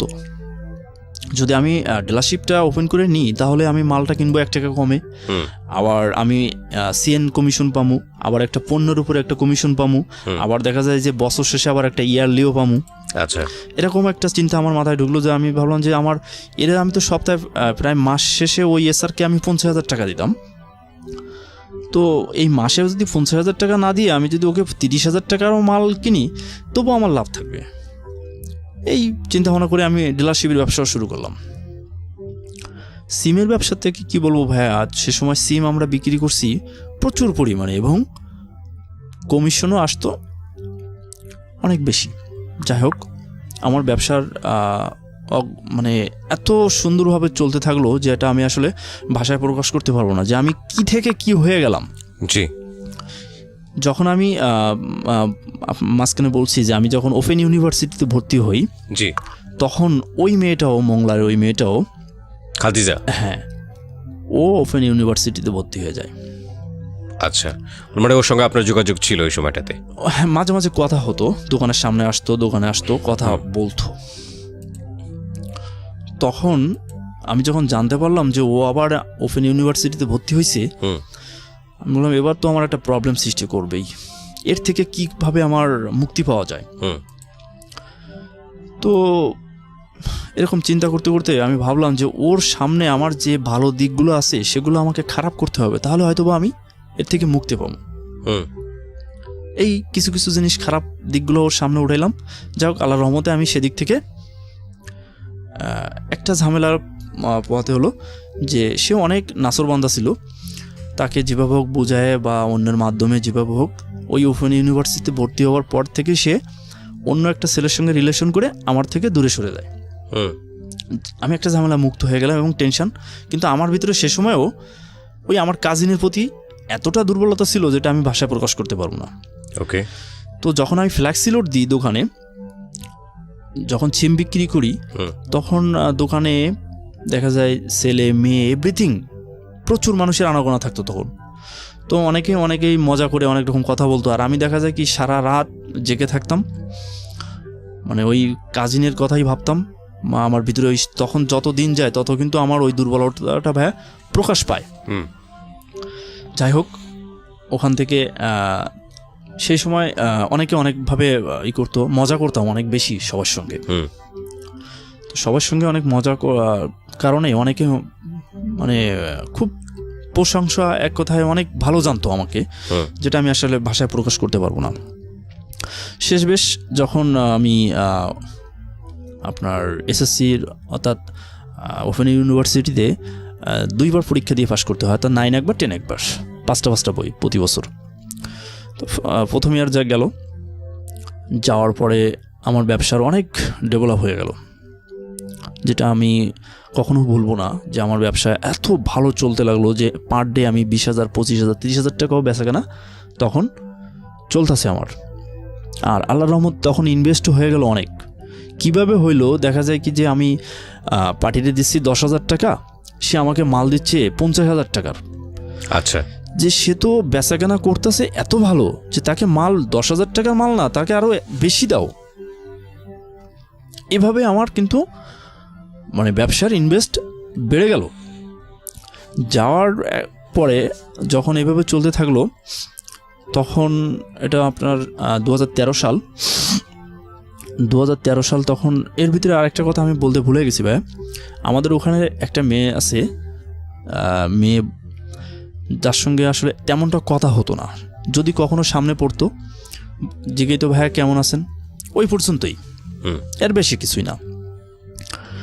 তো আমার মতন আমি ব্যবসা করতেছি, এভাবে চলতেছি, কিন্তু আমার ফ্যামিলি বা আমার আব্বু আম্মু বা আফা দুলো ভাই সবার সঙ্গে গুড সম্পর্ক, এবং এমন কোনো বছর ছিল না যে আমি সেই বছরটা ঈদের সময়, কুরবানির সময় আমি অন্য বাইরে কাটাইছি, কখনোই কাটাইনি। আমি আম্মার সঙ্গে ঈদ পালন করবই, আমি যেখানেই থাকি না কেন। জি। তো 2013 সাল আমি আমার ঈদের সময় বাড়িতে যাই বা করি, ঈদের সময় বা মাঝে মধ্যে যাই, আম্মা আমার ওখানে যেয়ে দেখা যায় কি যে 15 দিন 1 মাস থাকে, আবার চলে আসে, এরকমভাবে চলতে থাকে জীবনটা। এবং ব্যবসার এত হয়ে গেল যে আমি সময় পাই না কারোর সঙ্গে কথা বলার, এরকম একটা অবস্থা। দিনে দিনে এতটা ডেভেলপ হয়ে গেল ব্যবসার। তো ব্যবসা যখন এই ডেভেলপ চলতে থাকলো, 2014 সাল ওই যে মেয়েটার কথা বললাম যে যার সঙ্গে মাঝে মাঝে কথা হতো, দেখা হলে ভালো মন্দ জিজ্ঞেস করে চলে যেত, তখন আমার কাছ থেকে ফ্লাক্সি লোড দিত। অনেক মেয়েই ফ্লাক্সি লোড দিত ভাইয়া, অনেক, যেটা আসলে ভাষায় প্রকাশ করার মতো না। তো ফ্লাক্সি লোড সবাই কম বেশি দেখা যায় কি বাসায় বসে দিত, আবার কলেজে এসে টাকা দিয়ে যেত, বাজারে এসে টাকা দিয়ে যেত, কিংবা অন্যের মাধ্যমে পাঠিয়ে দিত। এভাবেই অনেকেরই আমি হেল্প করতাম। আর হেল্প করতে করতে ওই মেয়েটা হঠাৎ একদিন, নাম কি ছিল মেয়েটার? ইভা। ইভা, ওকে। তো একদিন রাত্রে হঠাৎ আমাকে ফোন দিছে। তো মানে রিং হওয়ার সঙ্গে সঙ্গে আমি রিসিভ করছি, তখন রাত আনুমানিক 2:30 থেকে 3টা বাজে। তো ফোন ধরার সঙ্গে সঙ্গে বলতেছে, ভাইয়া আপনি এখনও জাগে আছেন? তা আমি বলছি, দেখো এখন ওই শবে বরাতের পরে ওর সঙ্গে বেশি বেশি কথা হতো। কথা হওয়ার পরে আমি একটা জিনিস লক্ষ্য করতে লাগলাম যে ভাইয়া, যে বিষয়টা যে এর ভিতরে অনেক মেয়েই আমাকে অনেক রকম কথা বলছে, কিন্তু তাদের কথা আর এর কথা আকাশ আর পাতাল ডিফারেন্স। জি। এই জিনিসটা আমার একটা ক্যাচ করে গেল মাথাটায়, যে তাদেররা যেভাবে কথা বলতো বা তাদের যে কথা বলার একটা বিষয় ছিল আর এর কথা বলার একটা বিষয় সম্পূর্ণ ভিন্ন। তো এইভাবেই কথা বলতে বলতে 2014 সালের শবে পরে, সম্ভবত এটা ফেব্রুয়ারি কি জানুয়ারি মাসে, আরও বেশি কথা বলা শুরু হয়ে গেল আমাদের। তো হঠাৎ আমি একদিন ওকে ডাইরেক্টলি বললাম, তো বলতেছে, ভাই আমার একটু সময় লাগবে এটা বিষয়টা ভাবতে। তো যাই হোক, সেখান থেকে বেশ কয়েকদিন পরেও আমাকে একটা SMS অ্যান্সার দে যে ওকে। চলতে থাকে আমাদের এই সম্পর্ক। এক পর্যায়ে আমার ব্যবসা ভাই এত ডেভেলপ হয়ে গেল যে আমার খুচরা বেচাকেনা এবং পাইকারি বেচাকেনা শুরু করে দিলাম আমি তখন। খুচরা বেচাকেনা বাদ দিয়ে পাইকারি বেচাকেনা? খুচরা বেচাকেনার পাশাপাশি পাইকারি বেচাকেনা শুরু করে দিলাম। আচ্ছা। একটা থেকে দোকান 2টা করলাম। আমি ডিলারশিপের ব্যবসা যখন শুরু করলাম এবং যখন পাইকারি ব্যবসা শুরু করলাম, তখন আমার অনেক শত্রু জন্মে গেল ব্যবসায়িকভাবে। ওকে। তো সেই সময় আমরা আবার জমি কিনলাম মোংলা বন্দরে। তো জমিটা কিনে আমার দুলোভাইয়ের নামে। দুলোভাইয়ের নামে কেন কিনলেন? কারণ দুলোভাই আমাদের ফ্যামিলিতে সেই জন্মের পর থেকেই কন্ট্রিবিউট করে যাচ্ছে। জি। আর তার বাবা মা কেউই বেঁচে নাই। আচ্ছা। এটাই আমাদের সব থেকে বড় দুর্বলতা, এবং তারও দুর্বলতা, সেও আমাদের যেমন ভাই বোনের মতন দেখে, আমরাও ঠিক তাকে বড় ভাইয়ের মতন শ্রদ্ধা করি। আচ্ছা, তো দুলাভাইয়ের নামে জমি কিনলেন? কোথায় কিনলেন? মোংলা বন্দরেই। মোংলা বন্দরে জমিটা কিনছি, কিন্তু কেউ জানতো না যে আসলে জমির দলিল কার নামে। সবাই জানতো জমিটা শাহিনের, কিন্তু আমি যখন দলিল করছি তখন আমার আম্মা একটা কথা বলছিল যে, শাহিন তোমার বাবার তো দেখা যায় কি জমি আছে, তোমার ভিটি বাড়ি আছে, কিন্তু তার কিন্তু কিছুই নাই। জমি যখন কিনতেছো তখন কিন্তু তার নামেই কিনবা, তোমার নামে যেন আসে না। আল্লাহ, আমার এটা ভাবলেন কীভাবে যে আমার নামে জমি কিনবো ওর নাম বাদ দিয়ে? তো জমি যখন রেজিস্ট্রি করি তখন দুলোভাইয়ের নামেই করি। তো আমার দুলোভাই, আমার আফা কেউই লেখাপড়া জানে না। আচ্ছা। জমি কিনলাম। জমি কেনার এক পর্যায়ে আপনার সে সময়ে আমি হঠাৎ ডিসিশান নিই আমার লাইফে বিয়েটা প্রয়োজন। তখন ডাইরেক্টলি আমি আমার আমারে বললে করছি ঠিক আছে, সমস্যা নেই। তো এক পর্যায়ে আমার 2016 সালের ফেব্রুয়ারি মাসে আমার বিয়েটা সম্পন্ন হয়। কার সঙ্গে? এবার সঙ্গে। তো ফ্যামিলিগতভাবেই আপনারা বিয়েটা করেন? ওকে, সবকিছু মিলিয়ে ওই সময় আপনি শুরু করেছিলেন কত টাকা দিয়ে যখন আপনি শুরু করেন? আমি যখন শুরু করছিলাম তখন আমার পকেটে ছিল 2 টাকা। 2 টাকা। আর আপনি 2016 সালে বিজনেসের যখন খুব ভালো অবস্থা, তখন সবকিছু মিলিয়ে ওই বিজনেসের আর্থিক মূল্যমান কত হতে পারে? 13 থেকে 14 লাখ টাকা। 13 থেকে 14 লাখ টাকা। শুরু করেছেন কত সালে? 2012-র আগ মুহূর্তে। 2012-র আগে, মানে বলা যেতে পারে পরিপূর্ণ 4 বছরের মাথায় এসে সেটা 2 টাকা দাঁড়িয়েছে 12 থেকে 14 লাখ টাকা। এটা বুঝতেই পাচ্ছেন, এটা জিওমেট্রিক্যাল হারে বাড়লে, মানে জ্যামিতিক হারে বাড়লে এরকম বাড়া সম্ভব। মানে ওর কপাল এবং ওর পরিশ্রম দুটোই ওকে হেল্প করেছে। একটা কথা আছে যে হাল যদি মানুষ না ছাড়ে, আল্লাহ তাকেই পছন্দ করেন যিনি হাল ছাড়েন না, যিনি লেগে থাকেন। তো ওর ক্ষেত্রে ব্যাপারটা ঠিক তাই হয়েছে। কিন্তু একটা কথাই আছে যে জীবন আসলে নাটকের চেয়ে অনেক অনেক বেশি নাটকীয়। আমরা আসলে যেভাবে চিন্তা করি জীবনটা আসলে সেভাবে থামে না, জীবন তার গতিতে এগোতে থাকে। তারও এগিয়েছে এবং সেই এগোনোটা আপনি যেভাবে চিন্তা করছেন সেরকম নাও হতে পারে। চলুন সামনের দিকে আগাই। বিয়ে করলেন আপনি ইভাকে, তারপর? বিয়েটা আসলে স্বাভাবিক ছিল না। বিয়েটা আমার আফা দুলো ভাই মেনে নিতে পারতো না, কারণ তখন আমার যখন এতটা ডেভেলপ হয়ে গেল তখন ভাই আমার ওখানে অনেক ফ্যামিলি থেকে মেয়ে দেওয়ার কথা বলতো। জি। এবং আপনার আবাদুল্লাহ ভাইয়েরও নিশ্চয় একটা চয়েস ছিল। হ্যাঁ, আফাদুল্লাহ ভাইয়ের ভিতরে একটা চয়েস ছিল এবং তাদের ভিতরে একটা প্রবলেম ছিল। অনেক জায়গা থেকে অনেক প্রস্তাব আসতো, আর ওই প্রস্তাব আসার কারণে অনেকেই বলতো যে আমি ছেলেকে 5 লাখ দিমু, আমি 10 লাখ দিমু, আমি 2 লাখ দিমু, 4 লাখ দিমু। এরকম একটা প্রস্তাব যখন আসতে শুরু করলো তখন আফাদুল্লাহ ভাইয়ের ভিতরেও একটা পরিবর্তনের হাওয়া দেখতে শুরু করলাম। আচ্ছা। তখন আমি হঠাৎ চিন্তা করি যে এই সমস্ত ধান্দায় আমার যাওয়ার ভিতরে নেই, আমার মন যেটা চায় আমি সেটা করব। ওকে, আমি ওই সমস্তর ভিতরে নাই, যে কথা সেই কাজ, আমি এটাই করে ছাড়ছিলাম। এবং এই জন্যই আপনার আপাদুল্লাহ ভাই আপনাকে পছন্দ করলেন না? জি না, তখন একটু প্রবলেম সৃষ্টি হলো। তো বিয়ের পরে স্বাভাবিকভাবে যখন চলতে, আমাদের ভিতরে একটু প্রবলেম হওয়ার পরে আমার আব্বু আম্মু আসলো, আসার পরে পাশের আরও 2 জন থেকে মীমাংসা করে দিল বিষয়টাকে। তো সেভাবে চলতেছে, কিন্তু ওরা এই বিষয়টাকে স্বাভাবিকভাবে নিতে পারে নাই। আমার আফা, বিশেষ করে আমার আফা বিষয়টাকে স্বাভাবিকভাবে নিতে পারে নাই। যে এটা আমি যেটা ধারণা করি যে আসলে অনেক জায়গা থেকে অনেক প্রস্তাব আসতো, অনেক যেটা আমরা বাংলায় বলি যৌতুক। যখন এই বিষয়টা আসলো সামনে, আসার পরে আমার আফা যেমন ভালো ছিল তেমনটাই খারাপ হয়ে গেল। এবং যদি তিল থেকে কোনো রকমই হয়েছে, তখন আমি শুধুমাত্র বিয়ে হয়েছে কিন্তু আমি কিন্তু ওয়াইফকে উঠায় আনি নাই, শুধুমাত্র আমাদের যেটা বলা হয় যে সরা বা বিয়ে পড়ানো, এই ধরনের কিছু একটা হয়েছে। তারপরেও পাশাপাশি যেহেতু আমার দোকানের থেকে 5 মিনিট দূরত্ব, মাঝে মাঝে আমাকে দাওয়াত করতো, যেহেতু তখন আমি তাদের ফ্যামিলির বড় জামাই। তো দাওয়াত করতে গেলে দেখা যায় কি দুপুরে দাওয়াত করছে, যে খাওয়া দাওয়া করে আবার দোকানে চলে আসছি, থাকতাম না আমি সে সময়। তো এইভাবে চলতে থাকলো। কিন্তু ওই যে জমির বিষয়টা থাকলো, যে জমিটা আসলে দলিলটা কার নামে হয়েছে এটা আসলে কেউ জানতো না, মুষ্টিগো কয়েকজন লোক জানতো। এর ভিতরে সবাই বলতো যে জমিটা আছে শাইনের, কারণ আমি সব কিছু দেখাশোনা করতাম, পরিচালনা করতাম, সব কিছু দেখাশোনা করতাম। ও তার ভিতরে একটা কথা বলতে ভুলে গেছি ভাইয়া, আমার দুলো ভাইয়ের প্রবলেম শুরু হয়ে গেল, যেমনটা হার্টের সমস্যা, কিডনির সমস্যা, ডায়াবেটিসের সমস্যা, প্রেশারের সমস্যা, চোখের দৃষ্টি কমে যাওয়ার সমস্যা। তাকে নিয়ে আমার এমন কোনো মাস নাই যে 2 বার 3 বার 4 বার 5 বার 6 বার আমি ডাক্তারের কাছে যাই না।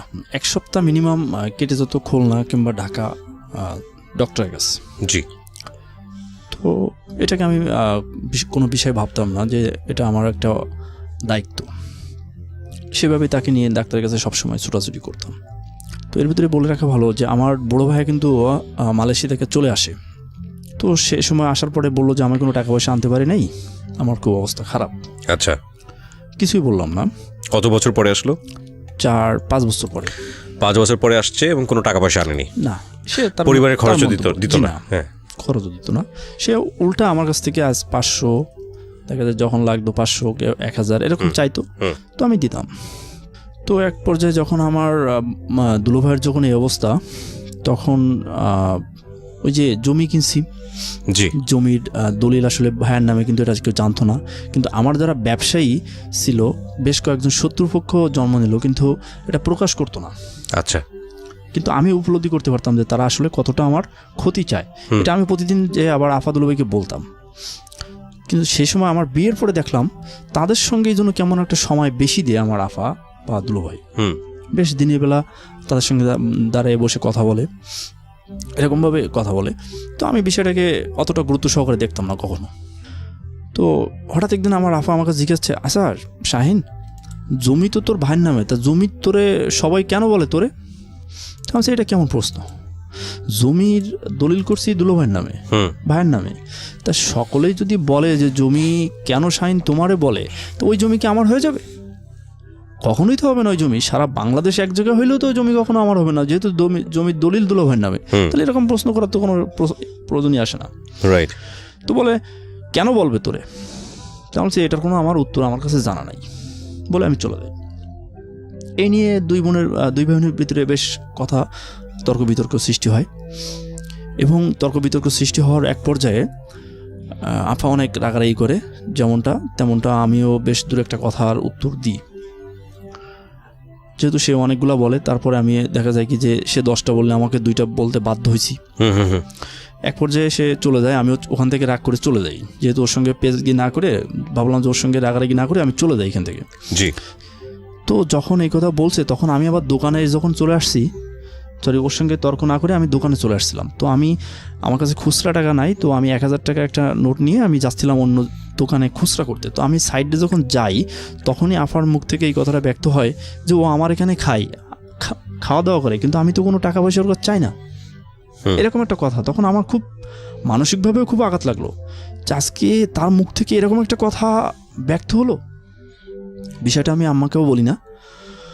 তো আমি রাত্রে আর খাওয়া দাওয়া করতে চাই না, যেহেতু সে এরকম কথা বলছে, তা আমি রাত্রে খাওয়া দাওয়া করতে চাই না যাওয়ার কারণে বেশ রাত 11টা বাজে। তখন আমার দুলোভাই আসছে, কিন্তু শাহিন তুই এসে খাবি না? তো আমার দোকানের পাশে একটা হোটেল ছিল, তো হোটেল থেকে আমি খাওয়া দাওয়া করে শুয়ে থাকি। তো আমি দোকানেই থাকি সে সময়, দোকানের পিছনে একটা রুম আছে, সেই রুমের ভিতরে থাকি আমি। তো দুলোভাই আসার পর আমি বললাম কি ভাই আমার তো শরীরটা ভালো লাগতেছে না, তো আমি এই জন্য যাই নাই। তো হয়তো সেটা তো ফোনে বলে দিতে পারতিস, তো আমি কিছু বলা হয় নাই, তুমি যাও আমি কালকে যাবানি। দুলোভাই চলে গেল কোনো কথা না বলে। পরের দিনও আমি সাধারণত সকালে নাস্তা করতাম, একটা চা কিংবা একটা রুটি বা এই জাতীয় খাইলে আমার এনাফ। দোকানে খুলে বসতাম আমি, আমার আর খাওয়ার চিন্তা থাকতো না যে সকালে আমি খাই। কতদিন সকালে আমি খাই নাই আমি বলতে পারবো না, কয়েক বছর, যেটা আমি জানি না সঠিকভাবে, মনে নেই, শুধু এই ব্যবসার কারণেই। আচ্ছা। পরের দিন দুপুরে আমি যখন লাঞ্চে যাই না, তখন ভাইয়া আসে না। সন্ধ্যার টাইমে ভাইয়া এসে বলে কী ব্যাপার দুপুরে খাইতে যাস নাই?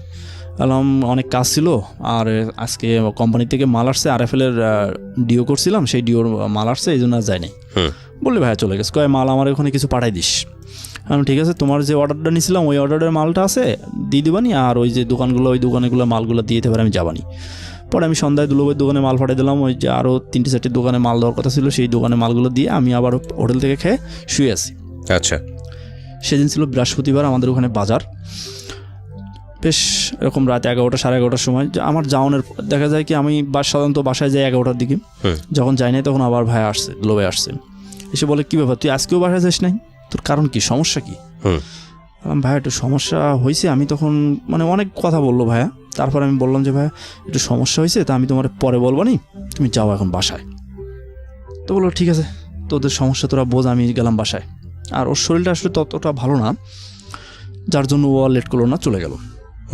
সেদিন ছিল শুক্রবার, আমার আবার শ্বশুরবাড়ি থেকে দাওয়াত করছে যে যেহেতু কালকে শুক্রবার তুমি জুম্মার নামাজ আদায় করে আমাদের বাসায় খাওয়া দাওয়া করবা। তো আমি ঠিক আছে যাবানি।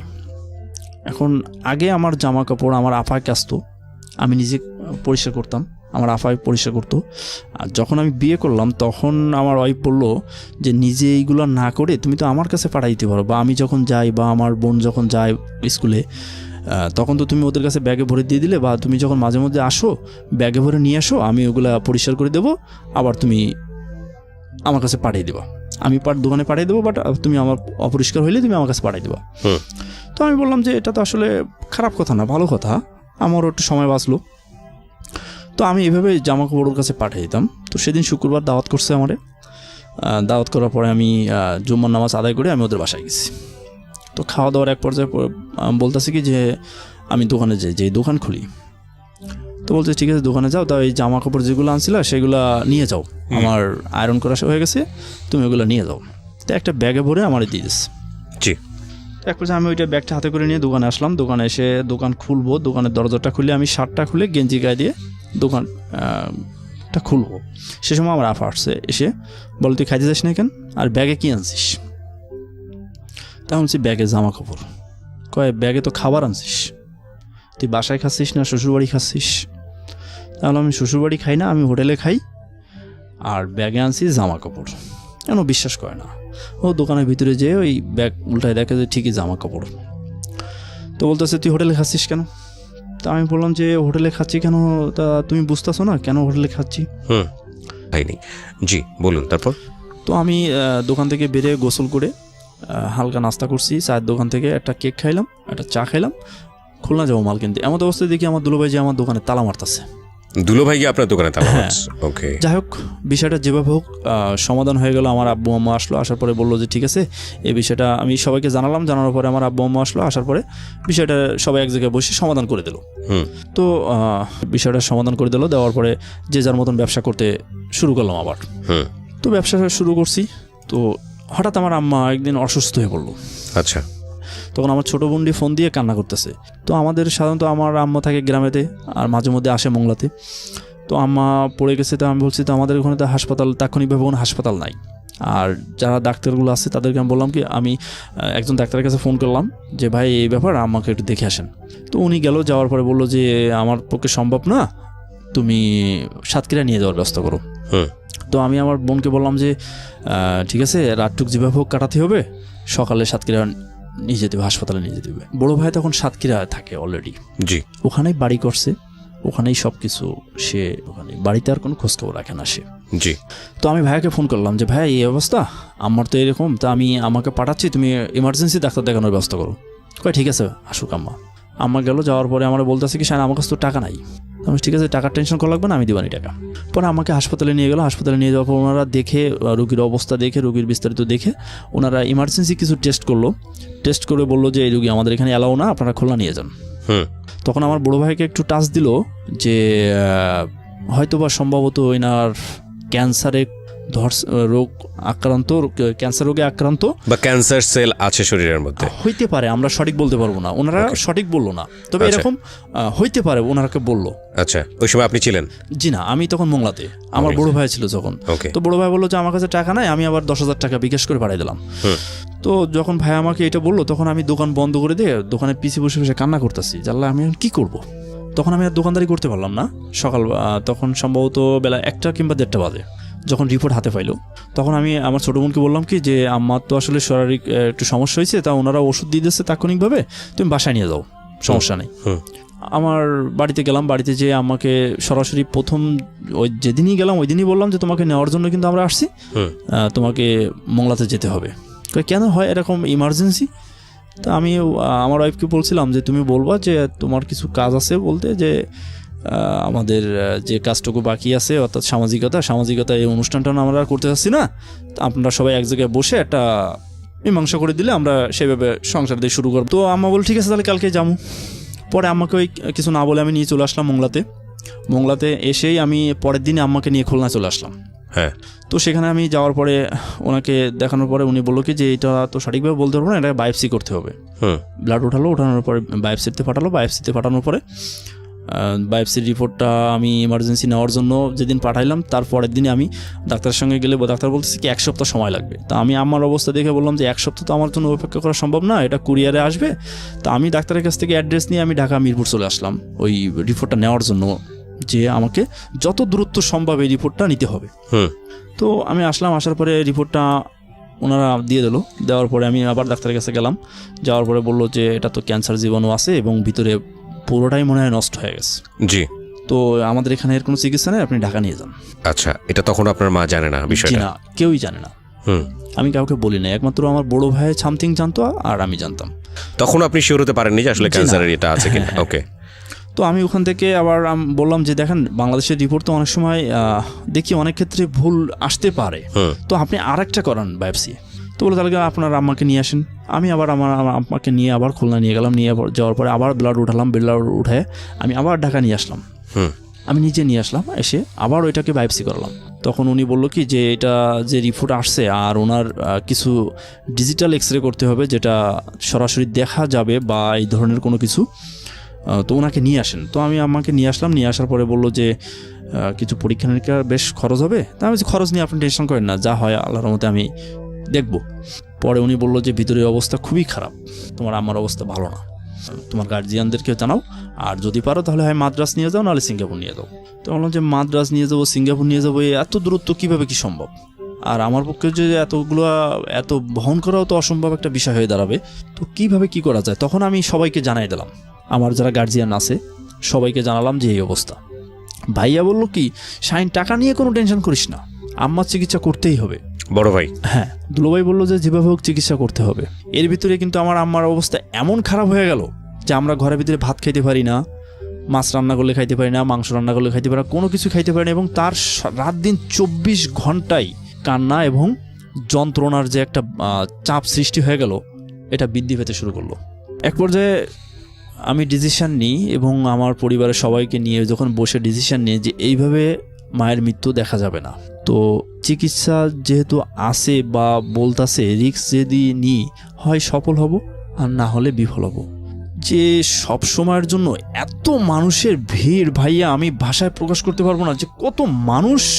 ওকে, আমি বুঝতে পারছি। ততদিনে আপনার মা জেনে গেছেন যে আলটিমেটলি ওনার একটা বড় অসুখ হয়েছে এবং উনি এটা বাঁচতেও পারেন, নাও পারেন।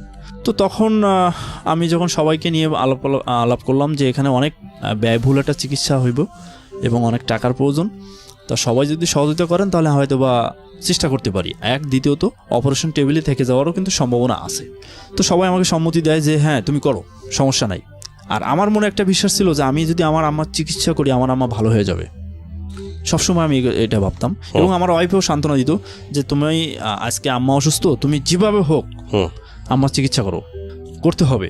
তো এভাবে ডিসিশন নেওয়ার পরে আমি এক পর্যায়ে ডাক্তারের সঙ্গে আলাপ করার পরে ডাক্তার বাবুর সঙ্গে আলাপ করার পরে উনি আমাকে বললো ঠিক আছে, আপনার আম্মাকে ইমার্জেন্সি নিয়ে আসেন, আমি অপারেশনের ব্যবস্থা করতেছি। ওকে। তো আমি সবাইকে বললাম যে দেখো ডাক্তার কিন্তু আমাকে এরকম একটা অ্যামাউন্ট বলছে টাকার। তো সবাইকে বললাম যে আমার কিন্তু অপারেশনের ফার্স্টের দিনেই অনেক টাকার প্রয়োজন। তো আমাকে বললো টাকা নিয়ে কেউ টেনশন করিস না, অপারেশনের ব্যবস্থা কর। তো আমি আমার 100 টাকার একটা স্ট্যাম্প কিনলাম, স্ট্যাম্পে সেটা আমি লিখিতই করলাম। ডাক্তারকে আমার 2টা লিখিত দেওয়া লাগবে, একটা হাসপাতালের নিয়ম অনুযায়ী আর একটা এক্সট্রা আমাকে দেওয়া লাগবে যে অপারেশন টেবিলে মারা গেলে তার দায় ভাগ বংশীয় যেটাকে বলে। আপনি অপারেশনটা কোথায় করিয়েছেন? কোন হাসপাতাল? খুলনাতে করছিলাম। খুলনা কোন হাসপাতাল? ইসলামী ব্যাংক হাসপাতালে। ইসলামী ব্যাংক হাসপাতালে, ওকে। তো এক পর্যায়ে ডাক্তারবাবুর সঙ্গে কথা বলার পর ডাক্তার রাজি হয়ে গেল, আমিও সব কিছু অ্যারেঞ্জমেন্ট করলাম। তো হাসপাতালে যেদিন ফার্স্ট নিয়ে আসলাম, আমি আনার পরে সবাইকে যখন নিয়ে আসলাম তখন আমার একটা বিশ্বাস যে সবাই কম বেশি টাকা পয়সা নিয়ে আসছে। আর আমি কিন্তু ওই যেদিন আম্মাকে আমাদের গ্রামের বাড়ি থেকে নিয়ে গেছি সেদিন থেকে কিন্তু আমি আর দোকানে বসতে পারি না। এই যে খুলনা ঢাকা এই ডাক্তার ওই ডাক্তার এখানে ওখানে দৌড়াদৌড়ির মাধ্যমেই কিন্তু আসি। জি, আমি কিন্তু কন্টিনিউ আর দোকানে বসতে পারি না। আব্বু বসে দোকানে, কিন্তু আব্বু বসলে অতটা বেচা কেনা আবার হয় না।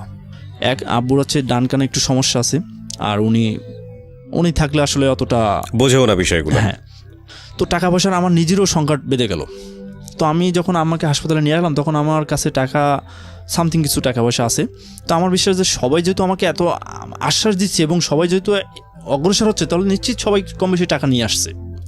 তো হাসপাতালে যখন আসলাম তখন কাউন্টারে আমাকে ডাক দিল যে ভাই আপনি টাকা জমা দেন কাউন্টারও না। ওকে। আমার ধারণা যে এরকম এতটা মাংস হইব, কারণ বডিতে কোনো মাংস নাই।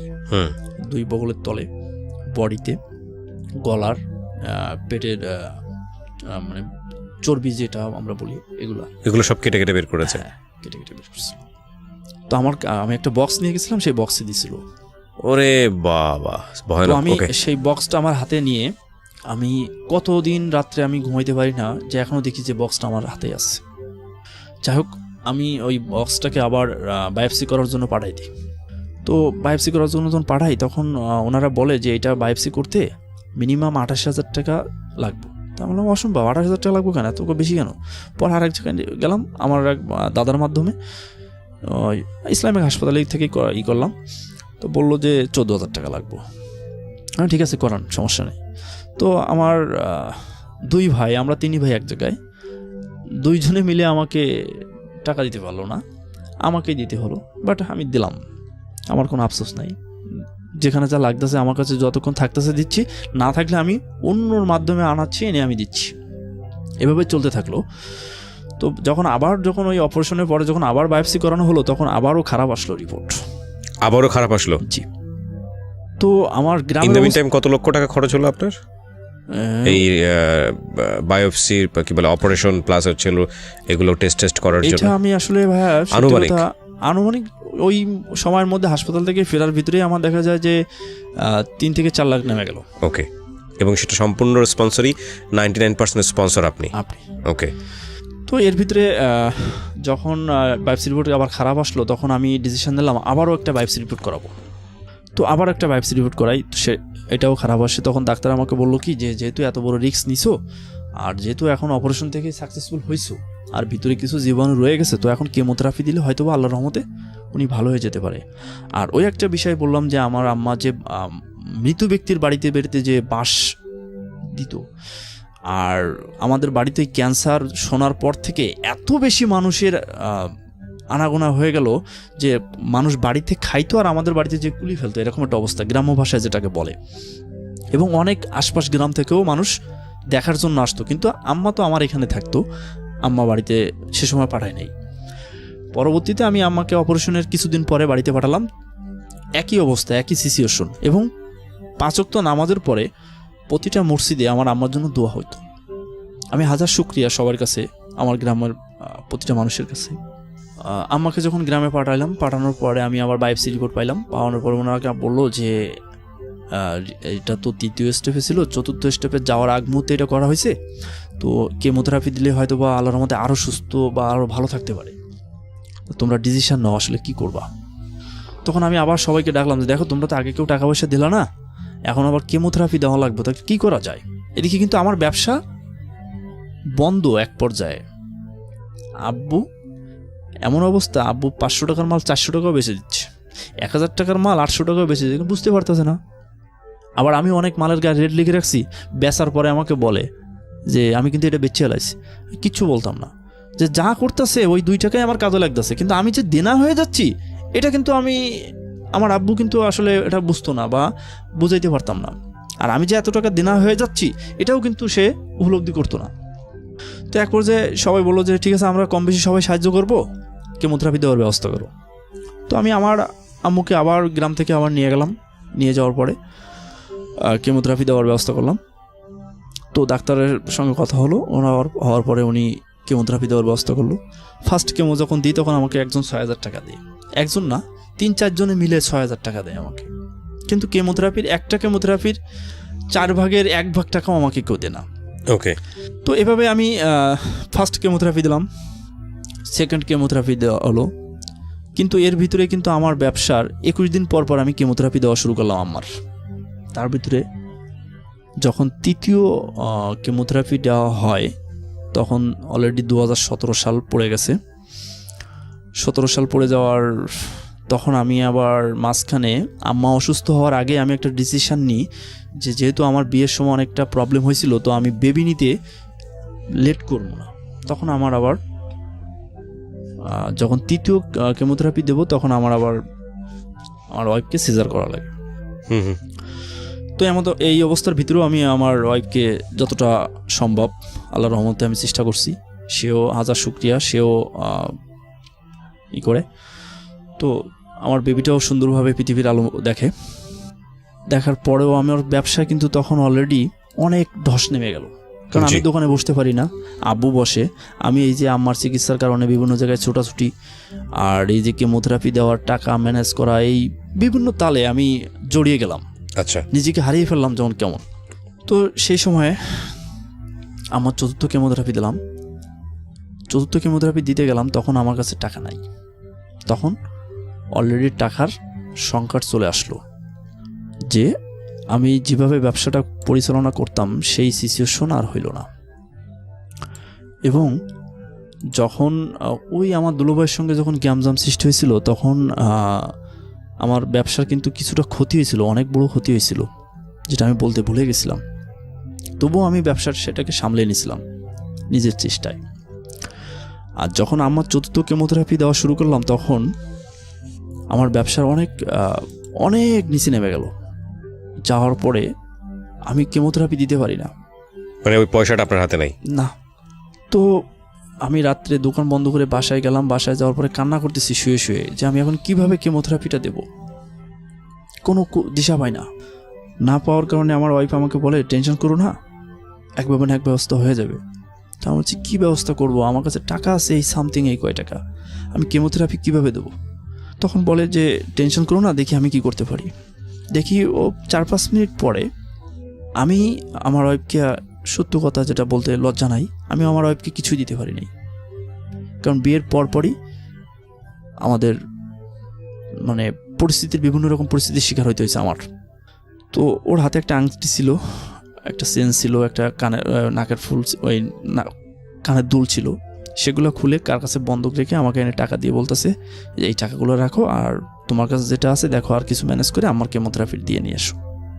তা আমি অবাক হয়ে গেলাম যে তুমি এটা কি করলা? বলে, যদি তুমি ভালো থাকো, আম্মা যদি ভালো থাকে, তাহলে এরকম জিনিস তুমি আরও আমার 10টা করে দিতে পারবা। কিন্তু যদি আজকে আম্মা মারা যায়, বা আম্মার যদি কোনো সমস্যা হয়, বা তোমার যদি কোনো সমস্যা হয়, তা আমার এই জিনিস দিয়ে কী হবে? ওকে। তো আমি আর কোনো কিছু, আমি ভাষায় হারিয়ে ফেললাম যে কী বললো আর কি করতেছে আর কি করবো আমি এখন। যাই হোক, পরের দিন আবার আম্মাকে নিয়ে কেমোথেরাপি দিয়ে নিয়ে আসলাম। তো এক পর্যায়ে আমার কেমোথেরাপি কোর্স আমি পূর্ণ করি। অলরেডি তখন দোকানের মালামাল বেচা কেনা শুরু করে, ও ফার্স্টে যখন আমি ওই যে 3-4 লাখ টাকা একসঙ্গে ম্যানেজ করি, আমার দোকানের কিছু মাল আমি পাইকারি বিক্রি করে দিই, যে পার পিসে 50 টাকা 100 টাকা লসেও বিক্রি করছি আমি, যে ওই টাকাটা আমাকে ম্যানেজ করে দিতে হবে, যাদের কাছ থেকে নিচ্ছি তাদেরকে আমার দিতে হবে। এভাবে আমি চলতে থাকি। এক পর্যায়ে আমি যখন আমার কেমোথেরাপির কোর্স পূর্ণ করি, তখন আমার অনেক বড় প্রবলেম আমার সামনে এসে দাঁড়ালো। একদিকে আমার দেনা, দ্বিতীয় দিকে আম্মা, তৃতীয় দিকে আমার বাচ্চা, ওয়াইফ, আমার পরিবার, সব কিছুই আমি কোনো দিশা পাই না। যেমনটা আমার বড় ভাই একদিন একটু ফোন দিয়ে জিজ্ঞাসা না যে এখন কি করতেছো, বা কি হয়েছে, বা কিভাবে আসো, বা আম্মা কেমন আছে, কোনো দিন জিজ্ঞাসা না।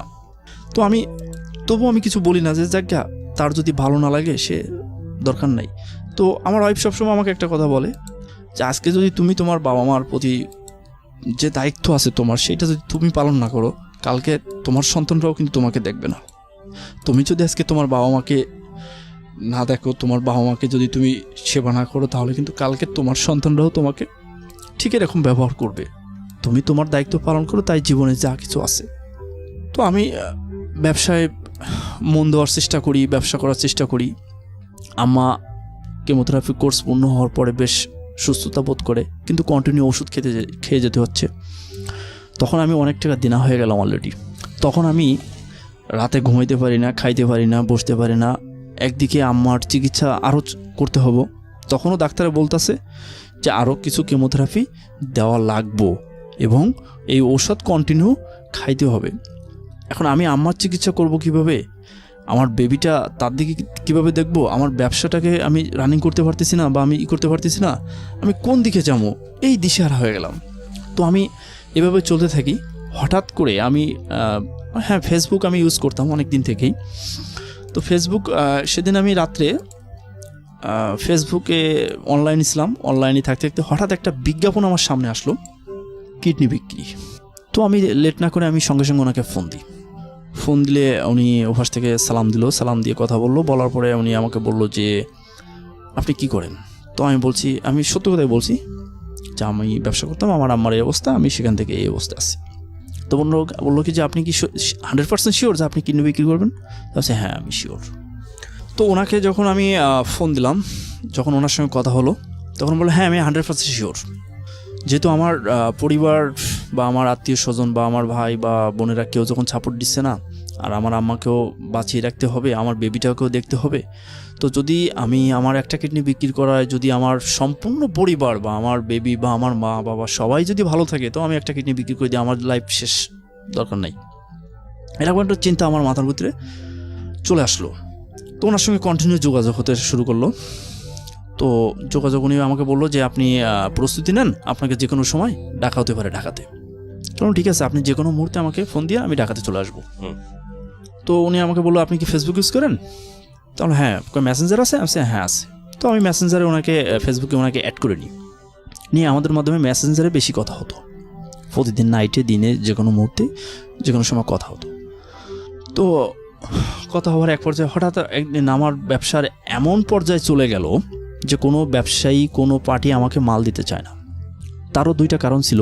ওই যে দুলোভাইয়ের সঙ্গে যখন আমার ঝগড়া হয় আপার সঙ্গে, তো তাদের ভূমিকাটা সরে যায়, আর আমার নিজের ভূমিকায় যেটুকু সম্ভব যা করছিলাম আমি, তখন আরও ধ্বংস হয়ে যায় যখন আমি আনলিমিটেড দোকান থেকে সরে গেলাম আমার চিকিৎসার হাসপাতালে।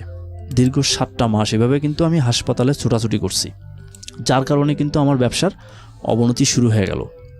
এক পর্যায়ে আমি দিনে বেরোতে পারি না, রাত্রে ছাড়া।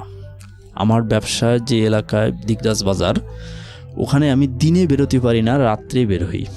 মানে পাওনাদারদের মানে দিতে পারি না সময় মতো, যার কারণে। আর সবথেকে বড় কথা, আগে এক সময় যদি বলতাম যে আমি 2টার সময় টাকা দেবো, 1:30টার সময় টাকা দিতাম, এই লজ্জার কারণে। তো আমি এভাবে চলতে থাকি। তখন আমি দিনে বেরোতে পারি না, আমি রাত্রে বেরোই। তো ওই ঢাকাতে ওনার সঙ্গে যখন আমি যোগাযোগ করি যে কিডনি বিক্রির বিষয়টা নিয়ে, তখন উনি হঠাৎ করে আমাকে একদিন ফোন দিয়ে বলতেছে, আপনাকে শনিবারের সকালে শ্যামলী থাকতে হবে। ওকে। তো আমি বললাম, ভাই আমি তো শনিবারে সকালে যাব, আমার কাছে তো টাকা নাই। তো বললো, আপনাকে যেভাবে হোক ম্যানেজ করে আসতে হবে, সেই রেকর্ডিংগুলো আমার কাছে সবই আছে। তো আপনি আসেন, আপনাকে টাকার ব্যবস্থা করা, আপনি আসলে আপনাকে টাকা দেওয়া হবে, আপনি যেভাবে হোক ব্যবস্থা করে আসেন। তো এমন অবস্থা আমি ততদিনে কি কথাবার্তা হয়েছিল যে কত টাকা কন্ট্যাক্ট হবে? হ্যাঁ, কত টাকা কন্ট্যাক্ট হয়েছিল? উনি আমাকে বলছিল 22 লাখ টাকা দিবে আমাকে, একটা কিডনির জন্য আপনাকে 22 লাখ টাকা দিবে। ওকে। তো আমি সেদিন ছিল বৃহস্পতিবার, কথা বলার পর শুক্রবার দিন সন্ধ্যাবেলা আমি মোংলা থেকে রওনা দিই। তো আমি আমার ওয়াইফকে বলি নাই যে আমি এরকম একটা কাজের জন্য যাচ্ছি বা এই কাজের জন্য যাচ্ছি। তো আমি মোংলা থেকে সরাসরি ঢাকার গাড়িতে না উঠে আমি কাটাখালী চলে আসি। কাটাখালী এসে দেখি আমাদের খুলনায় তখন যে বিশ্ব ইজতেমা হচ্ছিল, খুলনায় ইজতেমা হচ্ছিল, তো প্রচুর পরিমাণে রোড জ্যাম, যার কারণে গাড়ি আসতে বিলম্ব হচ্ছে। তো আমি ওখানে বসে চা খাচ্ছি।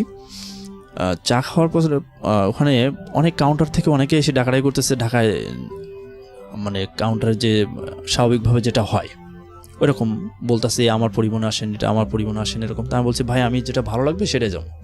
তো হানিফ পরিবহনের উনি এসে বলতেছে, ভাই আমারটা চলেন। তা আমি বলছি, না ভাই আমি যাবো না। কয় কেন? আছি, ভাই আপনার হানিফ পরিবহনের যে কয় টাকা লাগবে আমার কাছে তো টাকা নাই। তো এক পর্যায়ে উনি বলতেছে, আপনি কয় টাকা দিবেন? আমি 200 টাকা দিব। তো বলতেছে, না আমি দেব না। পরে মোহনা পরিবহনের উনি আসলো, আসার পরে ওনাকে বললাম, বললি ঠিক আছে আপনি আসেন, আপনাকে একটা সিট দিচ্ছি। পরে গাড়ি আসলো, বাস আসলো, বাসে উঠলাম। যখন গোপালগঞ্জ পার হই, কন্টিনিউ কিন্তু ওই ছেলেটার সঙ্গে আমার কথা হচ্ছে, আমি গাড়িতে উঠতাছি কি উঠতাছি না এই বিষয় নিয়ে কথা হচ্ছে।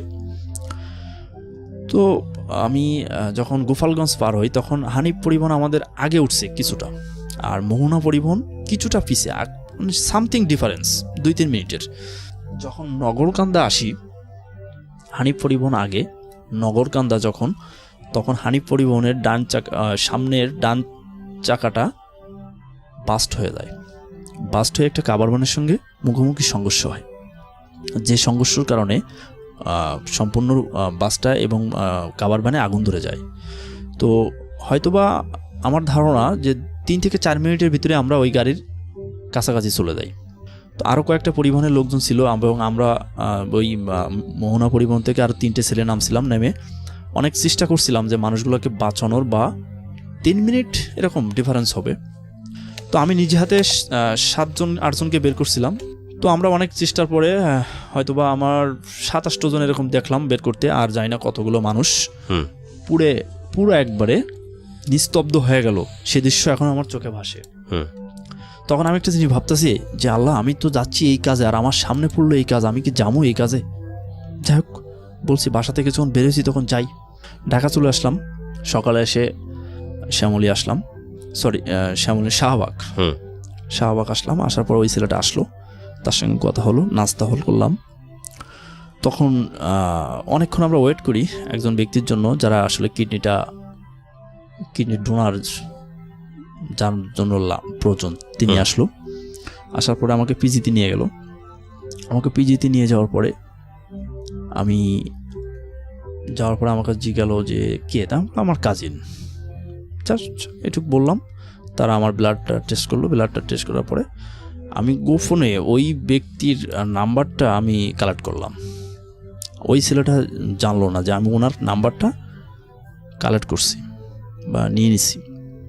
তো উনি আমাকে জিজ্ঞেস করলো যে তুমি কি করো, তুমি তো দেখতে তো এই অবস্থা, তুমি এই পথে আসলে কেন? তো আমি ওনাকে সংক্ষেপে বললাম যে দেখেন আমার এই অবস্থা থেকে এই অবস্থা হয়ে গেছে, এখন তো আমার আসলে কিছু করার নাই, আমার বাধ্য হয়ে এগুলো করতে হচ্ছে। তো উনি একটা মাথা ঝাঁকি দিয়ে বললো যে না, আমার কেমন একটা দিয়ে চলে গেল। তো ওনার নাম্বারটা আমি নিয়ে চলে গেলাম, আর ওনারা আমাকে 1000 টাকা দিল, ওই ছেলেটা যে কিডনি চোরা কারবারির সঙ্গে জড়িত। বেসিক্যালি কিডনি চোরা কারবার। তার মানে হলো আপনি একটা চোরা কারবারির হাতে পড়ছেন। সো আলটিমেটলি কোনো পেশেন্টের এটা লাগবে না, ওরা কিডনিটা নিয়ে হয়তো বা অন্য কোথাও সেল করবে বা কিছু একটা করবে। ওকে, তো আমি ওনার নাম্বারটা কালেক্ট করলাম। কালেক্ট করার পরে আমি মোংলাতে চলে গেলাম। যাওয়ার পরে ওনাকে আমি ফোন দিলাম যে ভাইয়া আসলে আপনার সঙ্গে তো আমার তেমন কোনো কথা হয় না, ওনাদের সঙ্গে তো কথা হচ্ছে, তো আসলে বিষয়টা কী? তো বললো বিষয়টা কি, আমার যে কোনো একজন কাজিনের জন্য কিডনিটার প্রয়োজন, তা ওনাদেরকে বলছিলাম, ওনারা রুগী অনেকগুলো ম্যানেজ করে দেয় অনেক সময়, তো যার মাধ্যমে ওনাদেরকে বলার পর ওনারা রকমের ডাকছে যে একজন ডোনার পাওয়া গেছে, আপনি আসেন দেখেন বা ব্লাডটা টেস্ট করান। সেইভাবে আসলাম। তা আমি আপনারা সত্যি কথা বলেন তো আমার সঙ্গে, যেহেতু আমি আমার আম্মার জন্য আমার জীবনের যা কিছু করছিলাম সব আল্লাহর রাস্তায় ব্লেন করছি, আমার কোনো দুঃখ নাই, তো আপনারা সত্যি কথা বলেন তো যে আসলে এটা কেমন কি? তো বলতেছে ভাই আমি মিথ্যে কথা বলবো কি জন্য খালি খালি, এটা আমরা সাধারণত ওনাদের সাথে কথা হয়েছে একটা কিডনির জন্য আমরা 3-4 লাখ টাকা, মানে হায়েস্ট গেলে 3 লাখ 3.5 লাখ টাকা, তার বেশি না। তো আমি শুনে হতবাক হয়ে গেলাম যে ওরা আমাকে বললো 22 লাখ, এ বলতেছে 3 লাখ, এর ভিতরে নিশ্চিত বড় ধরনের কোনো ঘাবলাস। তখন আমি এতটা আসলে মানে মেমোরিতে রাখি না যে আমার সমস্যার কারণে আমি নিজে কিন্তু এতটাই বিপদগ্রস্ত যে আমি দিনে বেরোতে পারি না, রাতে বেরোই আমি। তো যখন ওনার কাছ থেকে এগুলো শুনলাম, আমি ঠিক আছে রিপোর্টটা আসুক দেখি কি বলে, রিপোর্ট বেরোক। তো সেখান থেকে 1 সপ্তাহ 2 সপ্তাহের ভিতরে রিপোর্টটা পাওয়া যায়। তো উনি আমাকে বলে যে আপনার এটা ম্যাচ করে না, এক সাইড ম্যাচ করছে আর এক সাইড ম্যাচ করে নাই। তখন ঠিক আছে, যখন ম্যাচ করে নাই তখন ওই ছেলেটা আমাকে বললো আপনি টেনশন করেন না, আপনার 1 সপ্তাহের ভিতরে আপনার অন্য ডোনারের সঙ্গে আপনার ব্যবস্থা করা হবে এবং আপনাকে ইন্ডিয়া যেতে হবে, আপনি প্রস্তুতি নেন। তো আমার ওই যে পাসপোর্ট করা ছিল বিদেশ যাওয়ার জন্য, তো উনি আমাকে বলতেছে কি আপনার পাসপোর্ট আছে? আমি হ্যাঁ আমার পাসপোর্ট আছে। কয় রেনিউ করা আছে? আমি জি না, আমার রেনিউ করা নাই, পাসপোর্টের মেয়াদ শেষ হয়ে গেছে, রেনিউ করতে হবে তাহলে। তো এক পর্যায়ে আমাকে বললো যে আপনি রেনিউ করার ব্যবস্থা করেন। আমি আমার কাছে রেনিউ করার মতন টাকা পয়সা নাই যে আমি রেনিউ করব। তো উনি বলে কি ঠিক আছে আপনি আপনার পাসপোর্টের একটা ছবি উঠে আমাকে পাঠিয়ে দেন, আমি করে নেব। তো আমি কি জানি কি মনে করে একটা ছবি উঠে ওনাকে পাঠিয়ে দিলাম। দেওয়ার পরে বলতেছি কি যে মেশিন রিডেবল অর্থাৎ ডিজিটাল পাসপোর্ট করতে গেলে উনি কীভাবে করবে, কখনোই সম্ভব না আমার মাধ্যম ছাড়া। তখনই আমার মস্তিষ্কে ঢুকছে যে এটা সম্পূর্ণভাবে আমাকে ঠকানো হচ্ছে এবং সম্পূর্ণভাবে হয়রানি করা হচ্ছে। এবং তখন আমি এই চিন্তাটা মাথা থেকে দূর করলাম যে না, এটা আমার করা যাবে না, কারণ যেহেতু আমার একটা বেবি হয়ে গেছে, আমার ওয়াইফ আছে। তার মানে বিষয়টা দাঁড়ালো এরকম যে একটা প্রপার চ্যানেলে যদি আপনি পেতেন তাহলে আপনি কিডনিটা বিক্রি করতেন, কিন্তু একটা ডিসিশনে চলে গেছিলাম, কিন্তু আলটিমেটলি আপনি ভালো হাতে পড়েন নাই বলে কিডনিটা আপনার সেভ হয়েছে। ওকে, তারপর আমার ওয়াইফ আমাকে অনেক সাপোর্ট করতো। আমার ওয়াইফ জানতো যে আপনি কিডনি বিক্রি করেন? না, এখনো পর্যন্ত জানে না। আজকে হয়তো প্রথম জানলো অনুষ্ঠানের মাধ্যমে, আজকে হয়তো বা প্রথম জানবে। ওকে। তো আমি আবার যখন ব্যবসায় আবার চিন্তা করি যে কিভাবে অগ্রসর হওয়া যায়, কিভাবে এটাকে সামনে নেওয়া যায়, এরকম। মার অবস্থা কি দাঁড়ালো? মার বলছি তো এই চিন্তা করি আর আম্মার চিকিৎসা করি। আম্মার চিকিৎসা চলতেছে, তখন আর কেমোথেরাপি দেওয়ার মতন অর্থ আমার কাছে নাই। জি। তখন আমাকে অনেকেই অনেক রকম বুদ্ধি দেয় যে তুই এইটা কর বা ফেসবুকের মাধ্যমে এই কর বা তোকে তোমার আরও সময় দিব। কিন্তু আমি আমার কোনো গার্জিয়ানকে সামনে আনতে পারি না, যার কারণে আমি সময় আর পাই না, আর তারাও আমাকে খুঁজতে থাকে, আর আমি লজ্জায় দ্বিধায় দ্বন্দ্বই ক্ষোভে দুঃখে তাদের সামনেও আসতে পারি না। এবং প্রাথমিক অবস্থায় আমি তাদের বাড়িতে যে হাতের জায়গায় পাও ধরতাম যে ভাই আমাকে আরও কিছুদিন সময় দে, আমি ব্যবসা করি, তোদের টাকা পয়সা আমি দিয়ে দেবো। বলে 6 মাস তো দিলাম, তোর কোনো গার্জিয়ান আসে না, তা আমরা কিভাবে অপেক্ষা করব? এই সব কিছু মিলে আমি অনেক কিছু বাদ দিয়ে যাচ্ছি ভাইয়া। সর্বশেষ একদিকে আমার ওষুধ কন্টিনিউ, চিকিৎসা কন্টিনিউ, একদিকে আমার ওয়াইফ, আমার বেবি। আর আমার ওয়াইফ আমাকে সবসময় এত বেশি সাপোর্ট দিয়ে যায় যেটা আমি আসলে কখনো বলতে পারবো না।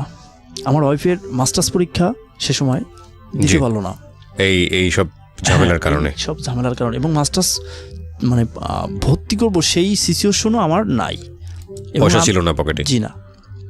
এক পর্যায়ে আমি যখন এই অবস্থায়, তখন দিনে আর বেরোই না, রাত্রে বেরোই, তখন আমি দোকানের ভিতরে 6 মাস কাটেছি। রাত্রেবেলা আমার কয়েকটা ফ্রেন্ড আছে যাদের মাধ্যমে বাজার করতাম, আর রাত্রেবেলা দোকানের ভিতরে রান্না করতাম, দিনের বেলা করতাম না, এবং দোকানের ভিতরে রান্না করে সারাদিন খাইতাম, ঘুমাইতাম, আর রাত্রেবেলা 2-1 বার বাইরে বেরোতাম। 6টা মাস আমি দোকানের ভিতরে এভাবে কাটাইছি। মানে স্বেচ্ছায় একটা জেল জীবন। স্বেচ্ছায় একটা জেল জীবন, কারণ আমার কোনো কুল কিনারা ছিল না যে আমি এটা করব, বা আমি এটা আমার সামনে নিয়ে আসবো, বা আমার কোনো গার্জিয়ান এসে বলবে। এ পর্যন্ত বলছি যে আমার শ্বশুর আসুক, বলে তোমার শ্বশুর এসে কী বলবে, তোমার গার্জিয়ান আছে, তোমার বাবা আছে, ভাই আছে, তোমার বোনে আছে, সবাই আছে, তুমি তোমার শ্বশুরকে নিয়ে আসবা কেন? এরকম একটা প্রশ্নের সম্মুখীন হয়ে গেলাম আমি। কিন্তু আমার বড় ভাইয়া কখনো ফোন ধরে না, কথা বলে না। আমার বোনাই তার হার্টের সমস্যা, কিডনির সমস্যা, ডায়াবেটিসের সমস্যা, চোখ কানা হয়ে গেছে, এখন মৃত্যুর সঙ্গে লড়তেছে।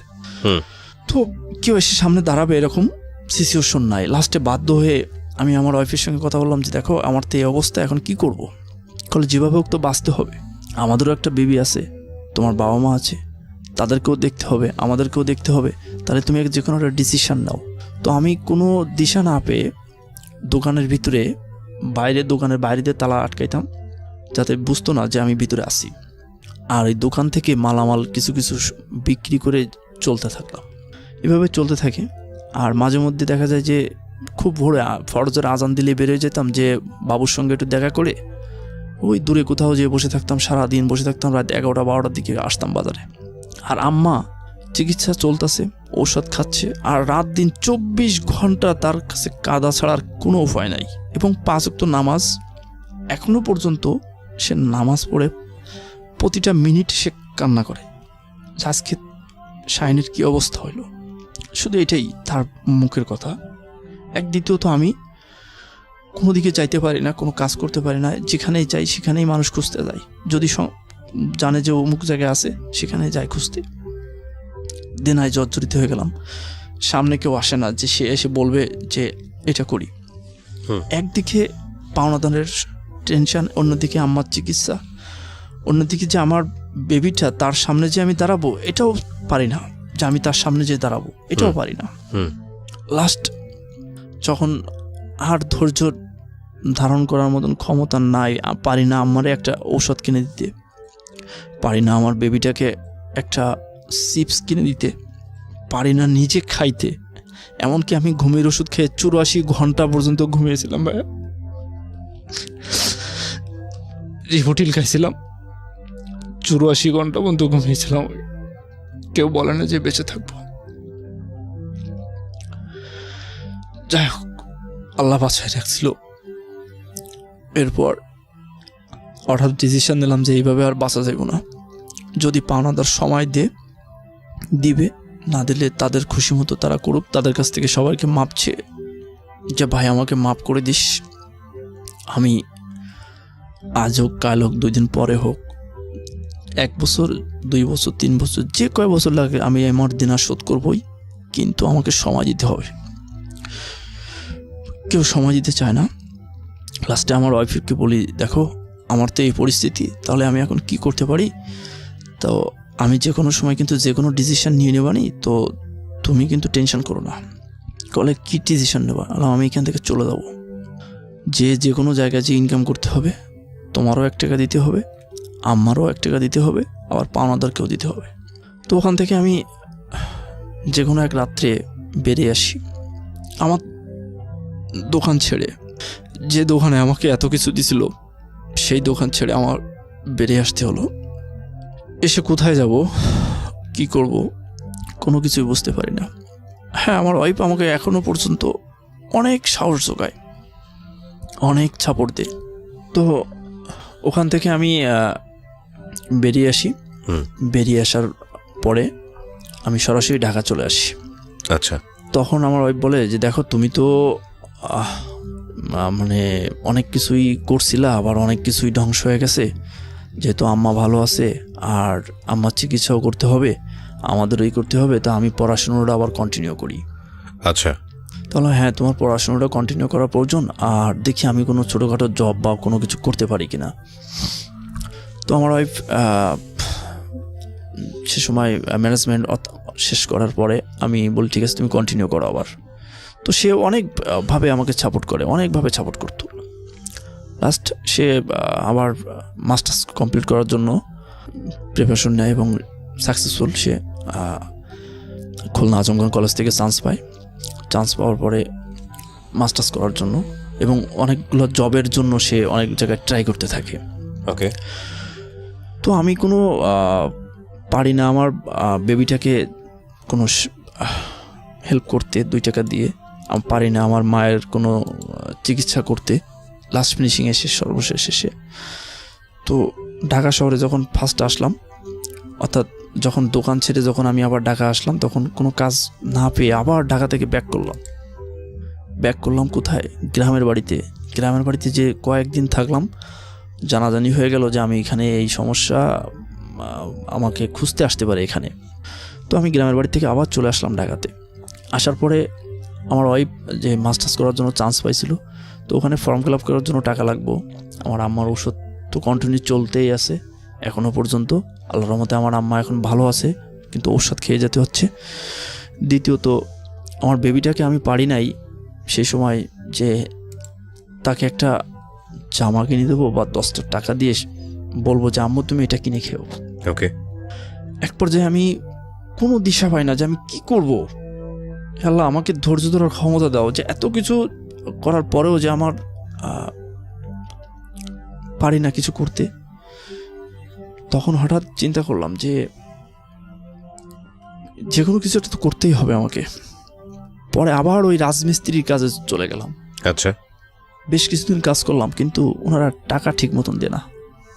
আমি যে কাজ করতেছি আমার টাকার জন্য আমি কাজ করতেছি, যেহেতু আমার মায়ের ওষুধ কিনতে হবে, আমার বেবিটাকেও 1 টাকা দিতে হবে, আমার এখানে থাকতে গেলেও খরচ আছে, তারা ঠিক মতন টাকা দেয় না।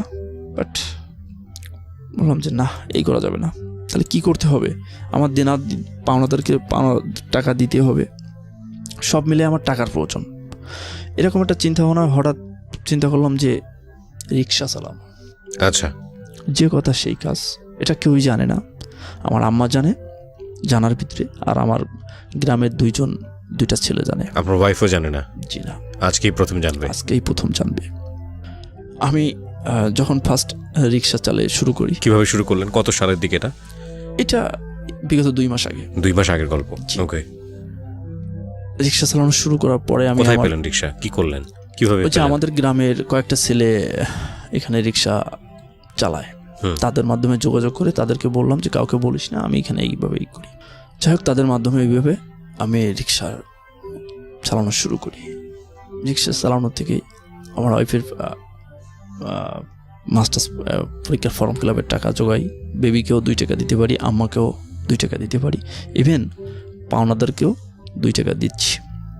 সর্বশেষ পাওনাদারদের এত চাপ যেটা আমি ভাষায় প্রকাশ করতে পারবো না। অলরেডি আমার নামে 2টা কেস হয়েছে, আপনার নামে মামলা হয়ে গেছে, টাকা দিচ্ছি না এই কারণে। তো তাদেরকে আমি বারবারই রিকোয়েস্ট করতাম, বা তাদের বাড়িতে যে আমি হাতের জায়গায় পাও ধরতাম যে ভাই আমাকে সময় দে। কত টাকা দেন আপনার?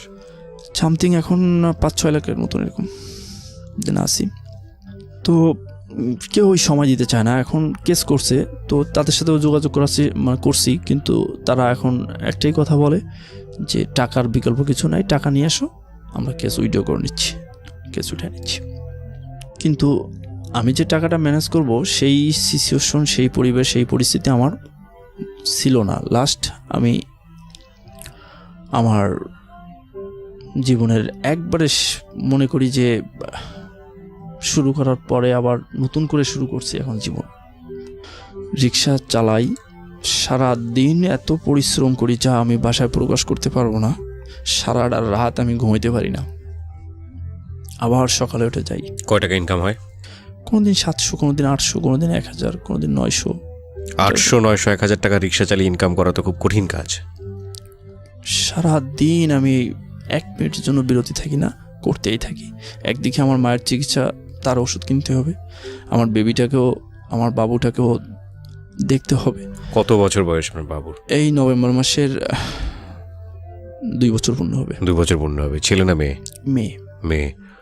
আবার এই 27 তারিখ থেকে ওয়াইফের মাস্টার্স পরীক্ষা। আমার ওয়াইফের মাস্টার্স পরীক্ষা ডেট পড়ছে 27 তারিখ থেকে। কোথায় পড়ে ও? খুলনা আজম খান বিশ্ববিদ্যালয়ে, আজম খান কলেজ থেকে চান্স পাইছিল মাস্টার্স করার। কোন সাবজেক্টে মাস্টার্স করছে? ম্যানেজমেন্ট করছিল। ওকে। সো এই ম্যানেজমেন্টে পড়লে তো আসলে বিবিএমবি। আচ্ছা ঠিক আছে, সমস্যা নেই, সেটা নিয়েও, সেটা বড় কিছু না। হ্যাঁ, তারপর? তবে আমি একটা কথা, আজকে আমার এই গল্পটা বলার উদ্দেশ্য একটাই। অ্যাট ফার্স্ট উদ্দেশ্য, আমার দেখা দৃষ্টিতে অনেকেই আছে যে তাদের অনেক কিছু থাকা সত্ত্বেও তারা তাদের বাবা মায়ের প্রতি অনেকটা